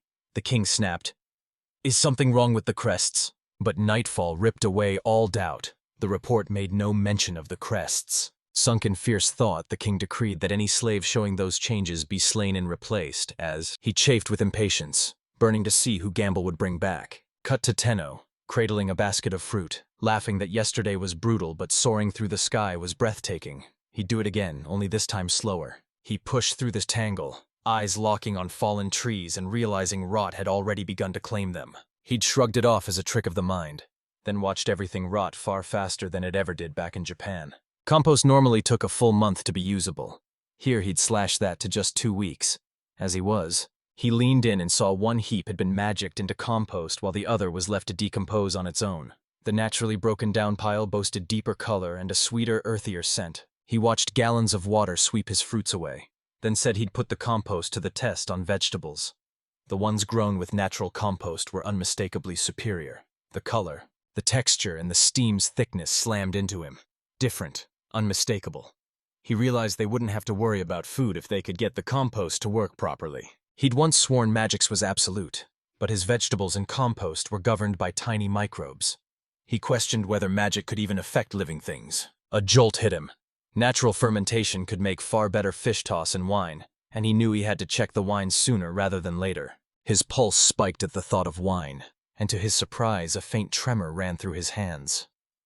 "What's wrong with me?" he wondered aloud, shaking his head as 10 of them began preparing. He paired the dishes, torn between searing the meat over charcoal or sparking it with magic. He tested both methods head to head, then eagerly sampled the vegetables grown with magic. He ran tests and found that only a whisper of magic while growing and cooking the vegetables brought out their best. Douse them in spells and they'd go spongy and taste wrong. Time on his side, he chose to coax the vegetables slowly and cook them the old-fashioned way.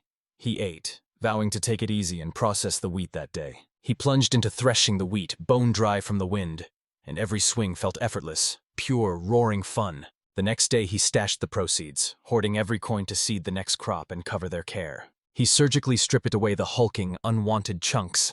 The gallons came through for him, and he thanked them for their help. Next, he slammed the wheat between 2 boards and rubbed until the husks fell away. He toyed with the idea of carving grooves into the boards. Would that make the job easier? 3 hours of relentless work later, they still hadn't finished. A glance at the Golan's work jolted them. The chaff still clung, so they hauled the wheat high and dropped it, letting the wind whisk the husks away. Stubborn chaff still clung, so he resolved to summon a furious gale. He went for it, and everything spun into chaos again. He apologized to the Gons for the mistake and tried to... Again, Tenno declared it had taken ages. but now the wheat must dry completely before we grind it into flour. He planted it in the living room where no one would disturb it, then pressed the gallons into lookout duty so the squirrels couldn't eat it. Right then Kuro burst in and begged to devour the wheat. Tenno shot him down. It's off limits for now. Kuro barreled in and snapped at Kuro to stop causing trouble for their master. Then, curiosity sparking, Kuro asked if Ko was wondering what their master had been spending all his time making. Covert fired back, "Must be grain. Something the humans grow, and I've never eaten it before." He knew the master would hand them their share soon, so they had no right to disgrace themselves like that. The gallons clung to every syllable and declared their master cooked wonders beyond imagining. Then one of them blurted out Tenno's serpent dish, and Tenno felt their gazes bore into him. Pressure roaring in his chest, Tenel flopped down and fixed his eyes on the grains, promising himself that once the flour was ready, the first thing he'd make was bread. To bake bread, he'd need yeast, and he braced himself. He'd have to brew it from scratch too. His mind snapped to his sister, obsessed with baking, the one who'd forced him to cultivate yeast for her. But he shoved that thought aside and told himself he'd deal with it after the flour bloomed. A jolt of reality slammed him. He had no proper baking tools, and he muttered that the only thing in his kitchen was a stove. He'd have to transform his wood deck into a roaring pizza oven. The wine cellar excavation spewed a mountain of stone right at his feet. They slammed a gleaming sheet of golden metal over the wood decking to insulate it, and found. It was rock solid, and the dog froze, jaw-dropping as his Tenno used the chalcum with casual, stunning ease. Tenno snapped that they had to sink the foundation beneath the decking, molding it to match the one he'd seen on TV. You fought through every setback, slammed the final piece into place, and at last it stood complete. He slid the dish into the oven, grinned, and thought, let's see if those hot coals can deepen the flavor. He grilled it, tossed portions to everyone, and when he bit in, flavor exploded. It was absolutely delicious. The meat suddenly looked even more irresistible. Its texture transformed just by switching the cooking method, and Karen said it was satisfyingly chewy with a faint bitter edge that instantly echoed her brethren's favorite lava grill technique. He flashed a perfect 10 grin, satisfied with the results. Having crushed every task that day, he polished off dinner and plunged straight into bed. Just then, Cherie burst in, breathless and shouting that the small ones who'd gone out with their master had returned, and they'd come back with prey. It twisted out as an evil serpent, and they demanded Tenno cook it for them. Every eye locked on him as surprise hit Tenno, and a fierce curiosity sparked in his gaze. Cut to the castle. Miss Lost watches the crowd scramble to leave, and he spots a long line of wizards and slaves being led along. They steeled themselves, swore an oath, and vowed, no matter the cost, to make the king's wishes a reality. Roaring storms stole that wonder as the fifth commander charged into the chaos. The forest teetered on the brink of collapse. Gammer scoffed at the very idea. 10 days yawned before him after the incident, and every fiber of him ached to save more of the slaves. They spilled out of the castle as Gamal barked over the clatter. Can we move any faster? With the caravan this massive, they'd need half a month to reach the forest by Saturday. He shot back that they'd be lighter on the way back, so they'd blaze home and make great time. They exchanged a sharp nod and vowed to end it before winter's first frost. Cut to Tenno. He'd stuffed the wheat into a small bag and clutched it tight. With a flash of magic, he transmuted the wheat into flour, already planning to craft a millstone when time allowed. The flour was a touch brown, but he hoped it would still work. He decided to make the starter that day, scrubbed the bottle and 2 spoons until they gleamed, then plunged them into the water and stirred. A single spoonful of flour plunged into the waiting water. He draped a cloth over it like a lid and set it aside to rest at room temperature. Now that warmth's flooding in, it should turn out fine. A day later, he slammed 2 more spoonfuls of flour and water into the mix. He bided his time for another day, and delight surged as it started to bubble. Everything began to move smoothly. He just had to keep feeding it. Flour and water on a strict schedule, and babysit it in the fridge. Fermentation tore through this world, so he vowed to proceed one cautious step at a time. He stared at the gallons, then it hit him. He'd mismeasured the ingredients, so he set out to build a scale. He hatched a plan to carve 2 identical stones to use as weights. He split one cleanly in half, then carved each half into quarters, so he could measure the ingredients with pinpoint precision. The starter bubbled to life. Time to dive in and turn it into bread. 10 of them snapped into action.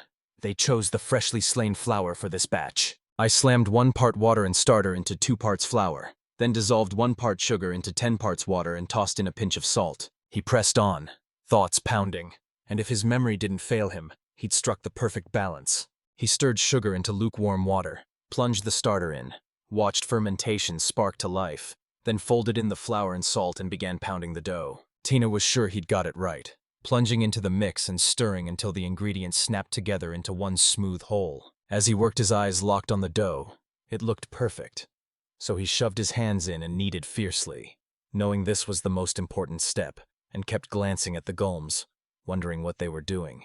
Dogs and wolves watched him with hungry curiosity as Tenno smirked and admitted he was baking the bread just to savor the delicious payoff. He finished kneading, collapsed against the counter, breath ragged and muscles burning, but a fierce, satisfied grin split his face. He snapped at the gallons to halt, commanding them to drape a damp cloth over the dough and let it rise. As the dough rested, 10 of us sprinted off to gather fruit.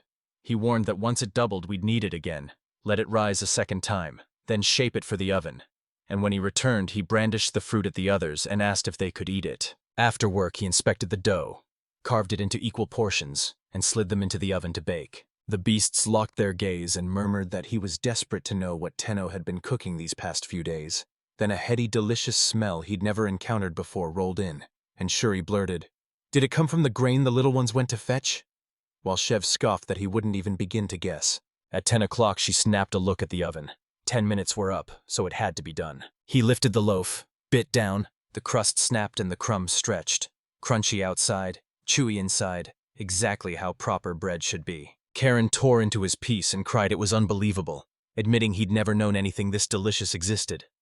Someone else said Karen clearly loved the bread seeds, but another scoffed it was just good, exactly what you'd expect from their master. Ko urged him to rethink his view of human wisdom. Chief fired back that Tenno was amazing simply for being himself, and Tenno smiled inwardly, feeling the beasts relish the bread. He pictured forging a pizza from cheese and butter and was itching to try crepes made with just water, flour, and jam. Eggs and milk would be perfect. As he looked over at the gulms, they wordlessly slid more bread across the table and set it down in front of him. Tenna's curiosity flared. What were they up to? They slipped away without a sound, abandoning him to his churning thoughts. The next morning, Tina snapped awake to a bone-deep chill in the air. Autumn, not winter, yet the cold bit like teeth.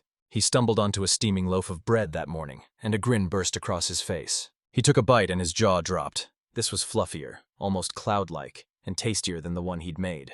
Tenno burst outside. A sudden knife-cold wind slammed into him as the weather snapped between brutal extremes. He hammered the gongs with a shout. He hadn't seen the boss lately and wondered if they'd burrowed underground to hibernate, just like Shuri and the ants. He zeroed in on the indoor chores that had to be done and tore into them with laser focus. He peered at the gallons, pulse racing. Were they still hauling wheat? If so, he'd get to run the mill. His jaw dropped. The wheat had already been transfigured by magic. Starter supplies were running on fumes, but the pantry still held jars of fish sauce and an even bigger stash of sugar. He roared his thanks to the Gons for crafting the salt and oil. He toyed with carving tiny trinkets from cold stone. As his thoughts spun, one of the gallons pushed forward to take over the work, and Tenno snapped that it was fine. He'd handle the first batch himself. The gallant snatched the task from his hands, and Tenno, seeing no point in resisting greed, let it swallow him. Bored and restless, he finally dove into the long-overdue kitchen revamp, pushing it out past the mountain's face and tripling the space. He even bolted in a gleaming new oven, raised a whole wall of barbecue stones, and fired up a roaring pizza oven.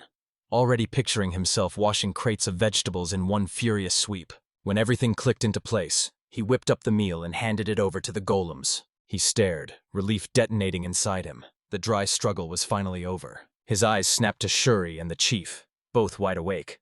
Why weren't they hibernating? They slipped away wordless, the little ones in tow.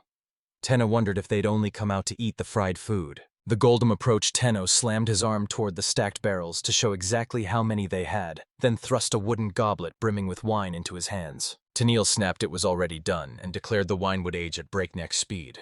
He inhaled sharply. A pleasant aroma washed over him, and the taste landed as a slightly dry, gentle sweetness. It tasted incredible. Drinking alone might sting with loneliness, but he wasn't drinking for company. He was drinking for the night. Suddenly, his eyes snapped to the 3 wolves who'd been in the fight, trading snarls and roaring about who was strongest. Shock slammed into him, leaving him frozen and unable to process what had just happened. Tenno sprinted in, and just as he tried to stop them, Chase slammed into the fight, bellowing that he was the strongest. 10 blazing questions tore through him. Then he caught Golm pouring wine for everyone. Tenno's breath caught. He could do nothing but watch. The chief demanded they settle it now. Shuri snapped he'd never lose to the chief. The tenants stared at the untouched wards. No magic had been cast. Were they not supposed to be hibernating? Just then, he spotted someone plunging into the river and knew any hope of a peaceful drink was gone. He'd just said Karen looked plastered when he caught sight of her head shoved into a barrel. She toppled in head first. Gratitude surged through her. Fluffy and the final lizard were still in Warmo. Ko barreled over, begging for more, raving that it made him feel incredible, and asked Tenna to open another barrel. Tenno's eyes went wide. He snapped a quick refusal, convinced he'd already hammered home that wine is only for once a week. He pulled on a jacket and stepped outside, a brutal, unnatural cold slamming into him. And it wasn't even half a month since fall had started. Gamble and his team froze at the forest's edge, staring in stunned confusion as snow carpeted the ground ahead. They barreled into Totorus, the closest city to the forest, where snow pelted the streets so relentlessly Gamal declared, "Those mages spewed nonsense, and a man feared Gamal would cut them down." He barked at the mage, roaring that Gamble was insane to even think of storming into the forest in this blizzard. They'd drain all their power trying to melt the snow, magic circle or not. Gamble cut the reminder off, snarling that if it had been only them, nothing would have stopped them. He barked, they were right. The mages had never seen snow this savage. They'd been lucky to claw their way back to Totorus. The city's lord was Marcus, the tournament champion installed here by the king's command. Gamble wagered they'd hunker down for the winter and claw their strength back. They herded the slaves and the beasts they rode into the warehouse, and Gamal barked at a man to feed them enough to keep them alive. The scene shifts to Tenno, chilled as he watched the snakes coil and glitter.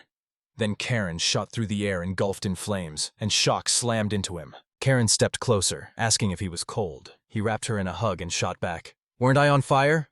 She answered, "No." In just one day, the snow slammed down and stacked into white walls, a sight he'd never experienced in Japan. Dogs and wolves tore through the snow, and Tenno watched with a grin, calling them brimming with life. Even behind the barrier, the cold bit him just from watching. They tore through the snow laughing, and before they knew it, barreled straight into the race. Ko crowed that the germs had settled in perfectly. Che chimed in, handing every scrap of credit to their master. Cole admitted their master's magic had lulled him into calm.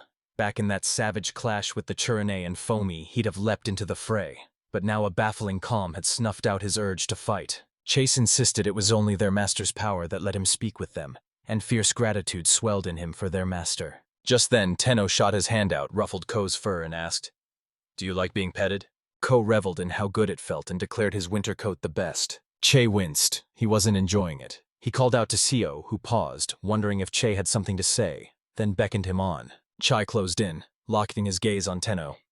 Tenno froze. Confusion plastered across his face. He launched a puppy-eyed plea for more pets, and his Tenno just kept going. Chase tilted his head toward Tenno's hand, sorrow flickering in his eyes. Ten froze, eyes locking on Che. Did he want to be petted too? Ko snapped at Chain, ordering him to leave the master alone. Chair shot back, "That's not what he meant." Tenno locked eyes with Che and blurted, "You're insanely cute."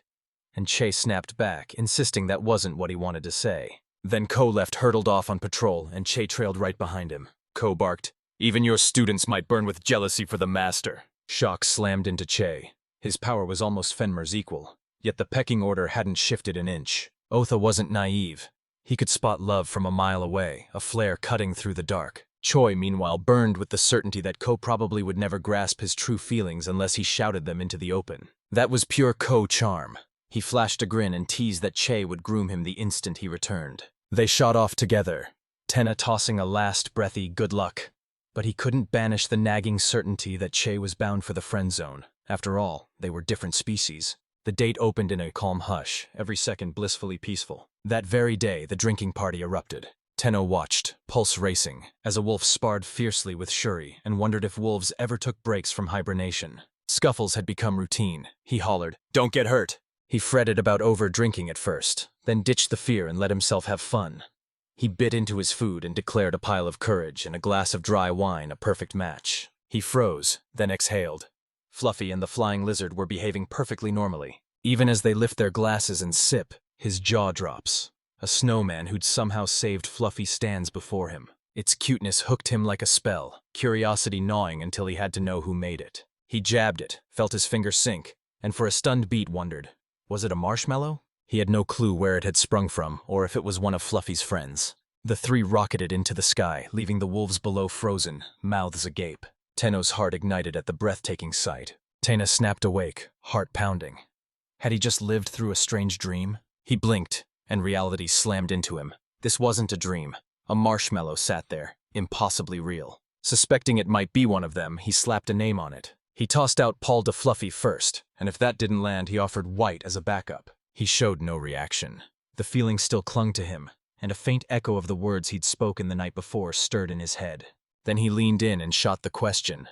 "Do you like the name Marshmallows?" He hurled himself into the snow, and, plunging through the white, found amoeba writhing in the meltwater. Somehow they pulsed with a strange, biting chill he blamed on the snow. He wanted to see whether their magical power matched, or if one outshone the other. The waterborn seethed with the same magic as Fluffy.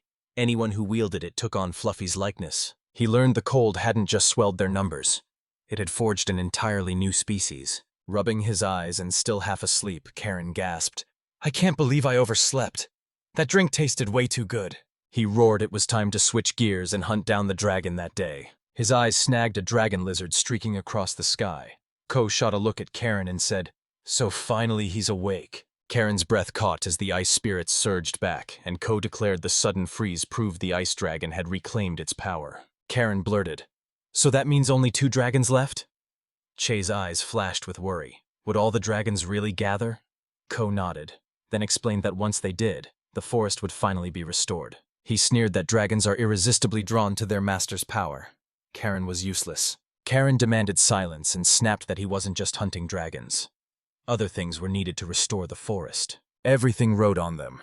They would either paint the forest's heart in living color or snuff it out. Tenno watched them and declared they'd already become fast friends. Now it looked like things would be fine. While he slept, Chief scooped him up and hauled him out of there. It jolted him into thinking he'd been snatched, and a nervous chill crawled up his spine. Anna's heart spiked. Had Shuri and the others finally finished hibernating? He convinced himself he'd be a good boy. He swept his gaze around, hunting for Shuri's new nest. Then he spotted it. They pressed a block into place, clearly plotting to line the wall with more of them. He dove in to help them build a walkway, then spotted spiders pouring in with the snow, and decided to teleport the blocks while shouting, "It'll speed things up, turn the storage into a freezer, or the heat will melt the snow spiders." He watched Amoeba and Fluffy play, and resolved to start repairs so the snow creatures would be ready when the snow melted. He strained to tell if they were fretting over the roots, or the coming of spring. Brinkane urged them to sweep that side of the river. Shuri and Chief exploded into applause, and he froze. When had they learned to cheer like that? At last, the fierce season ended, and inside, the dolls frantically swept away the last clinging snow, while the wolves, they picked off prey one after another, dragging each kill back to their den. Tenno praised their effort, then cocked an eyebrow. Some of them moved like they hadn't hunted in a while. Gammers snapped into view as a man closed the distance and asked, "Have you heard the rumors?" Gammers flipped through the papers and demanded to know the true nature of the rumors. He hissed that the rumor ran, anyone who abused the slaves would be cursed, facing the forest's wrath, and he dismissed it as a laughably foolish superstition. He threw the question at Gammers. "Don't you agree, or do you actually think those beasts could pull that off?" Gammers snapped back. "Would you dare say that in front of the king?" He froze at that line, and the gamers snapped that it was disrespectful. He lunged forward, frantically insisting he never meant for that to happen. Gamers shot back, laughing that he was only joking and insisting they knew how fiercely loyal the man was to the king. He agreed, then bristled and told gamers to stop intimidating him. He was a lieutenant and deserved their support. Someone else there snapped that Gamer's remark was uncalled for. As the two slipped away, Gamer's gut screamed the truth. The man was fiercely devoted to the king, and he couldn't let him find out. A slave jabbed a finger at the brush and shouted that edible plants were there for the taking. He slammed an image of a venomous serpent in front of them and growled that it could leap up to twice its body length. Their lives depended on remembering that. Tenno hacked timber into chunky logs while the Gons swooped in, snatching each piece and hauling it off to raise the garden's border. Ten Opas chimed in, pointing out it needed to be done soon, and work charged ahead. Everyone dove in, hungry for anything after that long, empty winter. They hammered away, convinced spring had lit a fire under everyone and left him with almost nothing to do. Lately, only about half of them even went out hunting, and Ko always looked fine whenever he saw him. Then a wolf padded up and Tenno reached out, burying his hand in the animal's thick fur. His eyes landed on her, and he blurted that it had been ages since he'd last seen her. He stared. His eyes snapped to the swell of her stomach. Pregnant? The thought slammed into him, but with spring in the air, he shrugged it off as natural. And that's how things went. Those moments carved a small loneliness into him, and he nearly forgot he had to hunt down the forest's boundary. Dread clenched his chest as he pictured the brood multiplying, Would the food hold out with so many offspring on the way? He ripped through the food supplies, stomach nodding as he wondered if this was everything they had left. The storage room provisions had been the only thing that got everyone through the winter. Call it a hunch, but they should be gearing up to expand the field. Then he zeroed in on the Gon's excited faces. A few days later, he burst into a world teeming with life. Wolf pups, squirrel kits, and even tiny offspring of other creatures. He whooped as several healthy babies were born over those few days, gushing at how cute they were. But Ko's offspring were almost exact copies of their parents, and it still shocked him that Ko was a mother now. He fixed his gaze on Chai and said he'd crossed interracial borders, admiration crackling in his voice. He plunged into the forest, marveling at its quiet beauty, and vowing to do whatever it took to support their growing family. The agricultural team was sweating over the new fields, so he sprang into action and ordered the storage room enlarged. About half the new fields set off warning bells in his gut. He slammed his palms on the walls, channeling his magic into the stone, then charged in to help the golems. Just as he finally let himself rest, yet another brand new creature burst onto the scene. Wonder slammed into Tenno as he recognized it. A Phasmatodea, the world's largest insect, and this one loomed, easily 10 times larger than any he'd seen before. Karen burst through the door, breathless and triumphant, shouting that she'd tracked them down. She'd just carved her worth into Tenno's mind, and Tenno, thrown by the proud light in her eyes, wondered why she felt so triumphant, and lately he'd noticed them strutting around, chests thrust out like they owned the place. She crawled out alive, lungs burning, and spat that those creatures were trance, the spirits of the trees. Karen nodded, voice fierce. The tree spirits had returned, a sign the world tree was waking from its long sleep. Tenne's heart lurched as everyone funneled toward the same spot. What was happening? Suddenly, the new creature beckoned Tenno outside. Tenno's heart hammered as a single question hit him. Why was it leading him that way? Ko burst forward, shouting that he'd come because a strange magic had tugged at him. Magic surged, reaching out like a hungry hand, beckoning Tenno. Curiosity slammed into him the moment a mysterious magical power pulsed through the air. He had to know what it was. They barreled towards that spot, the tenant feeling the mysterious presence tighten like a fist.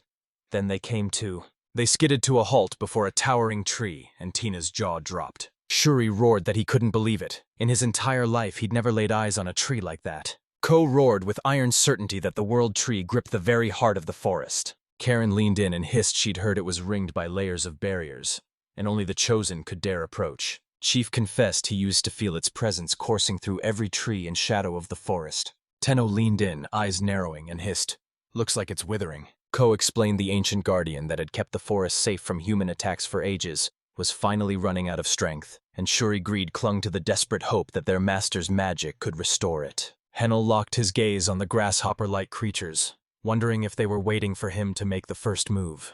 He felt his magic being ripped away, and he chose to let it keep pouring. Suddenly, leaves ripped free from the branches and rained down onto the ground. Tenno and the others were crushed into submission. Surprise slammed into them. They froze, heart pounding, unsure if this was supposed to happen. The other creature staggered, clearly sick, and Tina's mind raced. What should he do? Ko barked that Tina had to cobble together a plan. Karen nodded, and several leads slammed straight into the next episode. He crashed down, and the instant his leg brushed one, it flared to life. Questions slammed into him as he searched frantically, and he found nothing. He jolted as a tiny tree creature sprang up right beside him. As Tenna backed away, his gaze snapped to the creature tailing them. He suspected a tree monster as everyone else was acting strangely. Karen feared their master's magic was bleeding into the tree, and Sherry blurted that it was the world tree. Then I'm slapped with the question, "Ko, is that thing safe?" Ko gave a sharp nod, and Tenno relented, dazed and trying to place where he was. He decided to leave it alone. Carving a new clearing would bulldoze straight into the Marshmallow's basement room. Returning home, the new creatures poured into Fluffy's lake, whooping as they plunged into the water. Seemingly savoring it, the tiny tree creature slammed its roots into the soil by the lake and shot up into towering growth so fast Tenno's jaw dropped. He gasped in awe and wondered if this was how the world's trees were turning into crude oil. A chill crawled up his spine, but they'd just welcomed a new friend. Cut to Gamble and his team plunging into a brutal fray, hacking and slaughtering the beasts with ruthless fury. Gamble cleaved the dragon in a single savage arc, watched it crash down, and scoffed that the whole hunt had been unbearably boring. He hadn't expected to pull it off with just half their subordinates. The beast's lone virtue was brutal, unbridled ferocity. They wove a magic circle to shatter the barrier around the forest's perimeter, and a breathless voice snapped that the ward had multiple layers. "Move now." Gamble roared that the hour had come. They'd soon unleash the strongest emperor's power on those bastards in the forest. Someone hisses, "How do we cook the forest ruler when it shows its face?" And another snaps, "It's a beast. Squeeze every coin from it, roast it, and parade the prize before the king." Gamble's convinced his truth about his handicap will stand fearless, unlike the other orders. They wore the king's crest, but at the first clash they scattered like frightened birds. Some swear the forest bristles differently now, but it's nothing we can't handle. He's burning to know what terrified the Fourth Order of Knights so badly, if they were even knights, and he would have crushed them if they hadn't held him back. Then a man begged him not to go, whispering "sockbot," and those words slammed him with the memory of who he was. He was told the mages were asking why their force composition looked so bizarre, and Gamal snapped that those incompetents needed to think before they moved. Every attack hammered the castle's ancient magic stone. The blow that shattered the king's sword was siphoning the stone's power, and the forest's attacks zeroed in on the stones so they couldn't risk using them and instead rained down the many offensive spells they had. He couldn't recruit a single high-ranking mage, and the day now threatened to unleash sacrifices that would supercharge their power. He cut them off with the single demand to listen. They'd shatter the forest's barrier with those 2 magic circles, touch the torch to it, and watch everything in sight erupt into a perfect roaring blaze. They all agreed. Gamble warned the forest bristled with barriers that kept the beast trapped, so they'd torch the outer ring and drive the flames inward. They begged him to leave some for them too, and Gamal, grinning at their guts, told them not to worry. They'd have plenty of chances to shine. He realized the extra ass had arrived. He'd learned from his failure, and now all the slaves were under 5, while the trash who hadn't been trained to fight would be dead. If something went wrong and they escaped, they'd become prey in the forest. He stared at the cage, convinced the drugs were taking hold. They might be trash, but they served the king with fierce, burning pride. Cut to Tenno. He watched, wide-eyed, as the Kidwall darted and laughed, toying with sparks of magic. Tenement watched themselves explode overnight. Only a week old, they were already flirting with disaster. He breathed easy, convinced their mother watching over them would keep them safe. They usually find themselves swimming in free time, squinting across the field and wondering if more amoebae have slipped in. Every day he sweeps through camp, checking on each companion one by one. He wasn't playing around. He'd crashed into a nap, out cold. The strange new creatures dragged him to the tree and he gaped, still majestic as ever. He still couldn't decode the stick insect's murmurs, but miss a single day and they'd march to his door, sorrow carved into their faces as they came to fetch him. He burst out that he could see the tree rocket skyward before his eyes, and that the whole world shoots up in a blink. Calm stretched across the day, and he nearly leapt up to forage leaves and brew himself a steaming cup of tea. The scene snaps to Gamble's magic circle as the mages chant the spell and the slaves sit motionless in their places. A man told Gamma it was almost time and wondered aloud if they'd even fight back. Gamma snapped he'd cut down anyone who dared defy the king. Now watch what was about to happen. On the other hand, another outcome loomed. 10 films in, something bizarre snaps into view, and he blurts out that he has a bad feeling. Right then, those stick insects hurtle toward him on 6 legs, jolting him.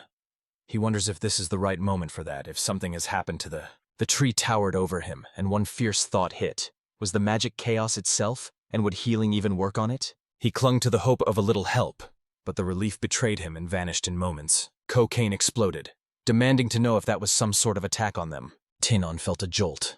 Even Cole's face was shadowed by worry, and since it was the first time he'd ever seen that, Tenon had no clue what it meant. Death struck again, snuffing another life.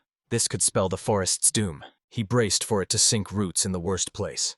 It claimed the spot for itself. Tenno had heard that fungus in unsuitable soil could rot a tree from the roots, but he wasn't an expert.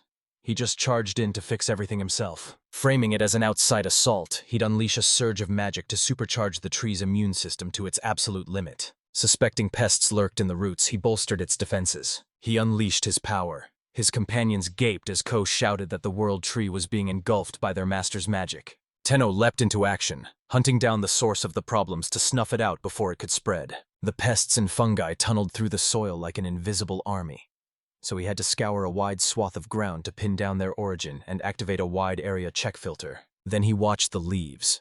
Their shimmer calmed to a steady pulse. It seemed the ritual was working and the tree's power had stabilized. He planned to heal the other trees that might be tainted, but he scrapped that plan. He'd rather strike at the root and isolate whatever the tree creatures branded an enemy. Cut to the castle. Gammer hunched over a spread of papers, mind racing as he read.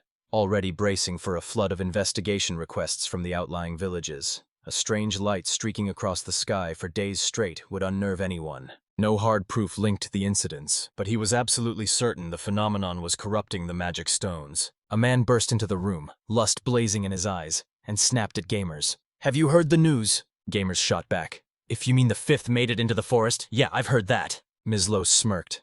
"News spreads like wildfire. The man had it, and the forest is gone." Gamers' faces darkened. "That's the problem," he barked. Even the fourth had pushed that far when they stormed the forest. Mislos pointed and attackers swarmed, striking them instantly. The Gamers retaliated despite that searing light. Were any injured or killed?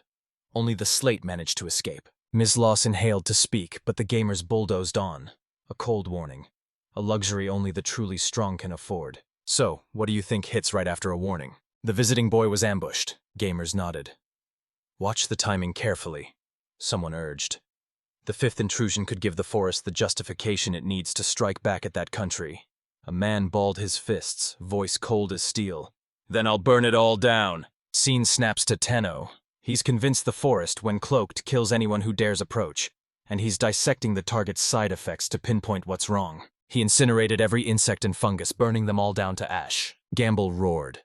The attack was coming. The devils had flipped the tables on them, so they would strike back and show the devils exactly what awaited them. The man snarled he'd kill them all. They arrived and swept the grounds with frantic eyes. Where were the slaves? A blinding flash burst between them, instantly stealing their sight. Their vision snapped back. The mages were engulfed in flames. Gamble ripped water from the air and slammed a tidal wall into place to stop it. When that failed, Gamble spun to the group's mage and begged them to snuff the flames. They scrambled to stop it. Nothing worked.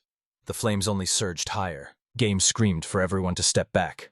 The entire magic circle suddenly erupted into flames. The slaves huddled inside the prisoner carriage as flames hungrily licked at its sides. The shot snaps to Tenno, and he sees the tree brightened, its leaves lifted like a smile. He tore through options, unsure if the injection had already seeped into its system, and if he could repurpose the leftover as fertilizer. He snapped a quick self-check, pulverized the target into pulp, then drew it in and absorbed it. Cut to Gamma. He froze at a sudden noise, heart racing, and a man called out that it was the barrier removal magical circle. Gamble barked for them to advance cautiously, and as they forged ahead, the ground around them went suddenly pitch black. Gamma froze, sure they were pulling his leg. Then his jaw dropped as he took it all in. Cut to Tenno. He fixes his gaze as the tree balloons higher, then eases back, utterly relaxed. He declared the magic had stabilized and convinced himself it was safe, but his heart still pounded like a war drum.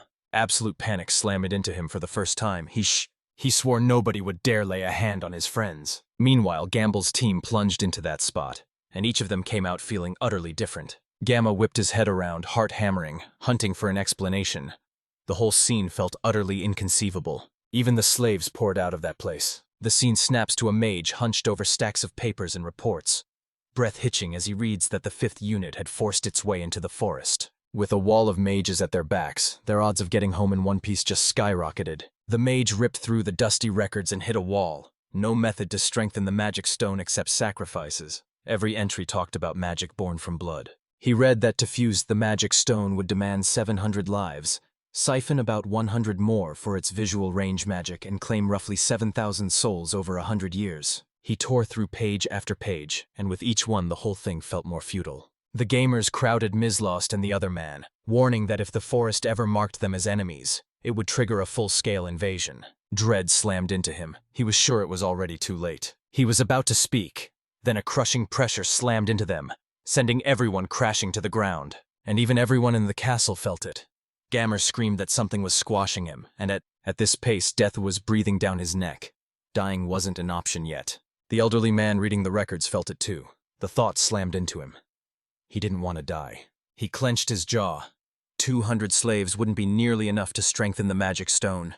They'd have to crank the rate up to make up the shortfall. He tore through his submitted documents, incredulous they hadn't set the beastmates to churn out more. Rumors said some sleepers still sobbed even after their emotions were silenced. That image grabbed him and drove him to wrestle with forgiveness.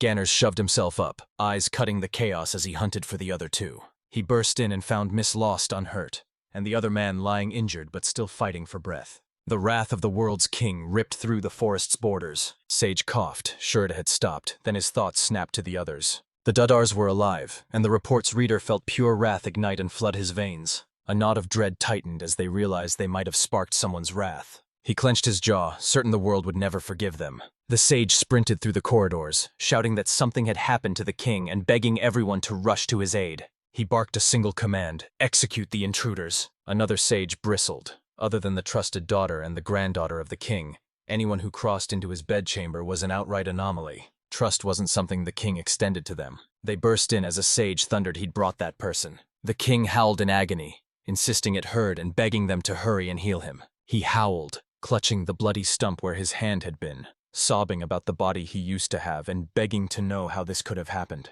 The mages pleaded with that person to heal their king. They nodded and set to mending the king's arm. They realized it wasn't of their kind, and every attempt felt like scooping water with a sieve. Effort spilled away and progress barely budged. The king's body, meant to be unbreakable, had betrayed him. Something inside had shifted, and all they could do was frantically press cloth over the wound. With that done, the healer strode away and snapped to the person closing the door. If only the magic stone had been perfect, none of this would have happened. The second person ripped through every source, heart hammering, desperate and furious that they couldn't find a single way to repair that same magic stone. The scene snaps into the forest, where peace reigns and nothing is wrong. As the pups romped, Tenno gaped as they suddenly swelled into full-sized dogs in a heartbeat. He zeroed in on the tree spirits, the stick insects in Echo the tree. He thought he'd christened the tree Echo. It pulsed with a strange difference that set it apart from every other trunk, and he couldn't say why. A month and a half later, the dream roared back to life, radiating fresh, hard-won strength. His mind sprinted. What could have triggered that massive growth spurt? He gaped at the forest and declared that everything had changed. And he meant it. He couldn't be sure they'd call it mana, but he felt every single wellspring of it, and the forest's pulse with razor clarity. Ever since Ecos recovered, something had been quietly shifting. With everyone shrugging it off, he seized their calm as proof that the forest had twisted into something unrecognizable.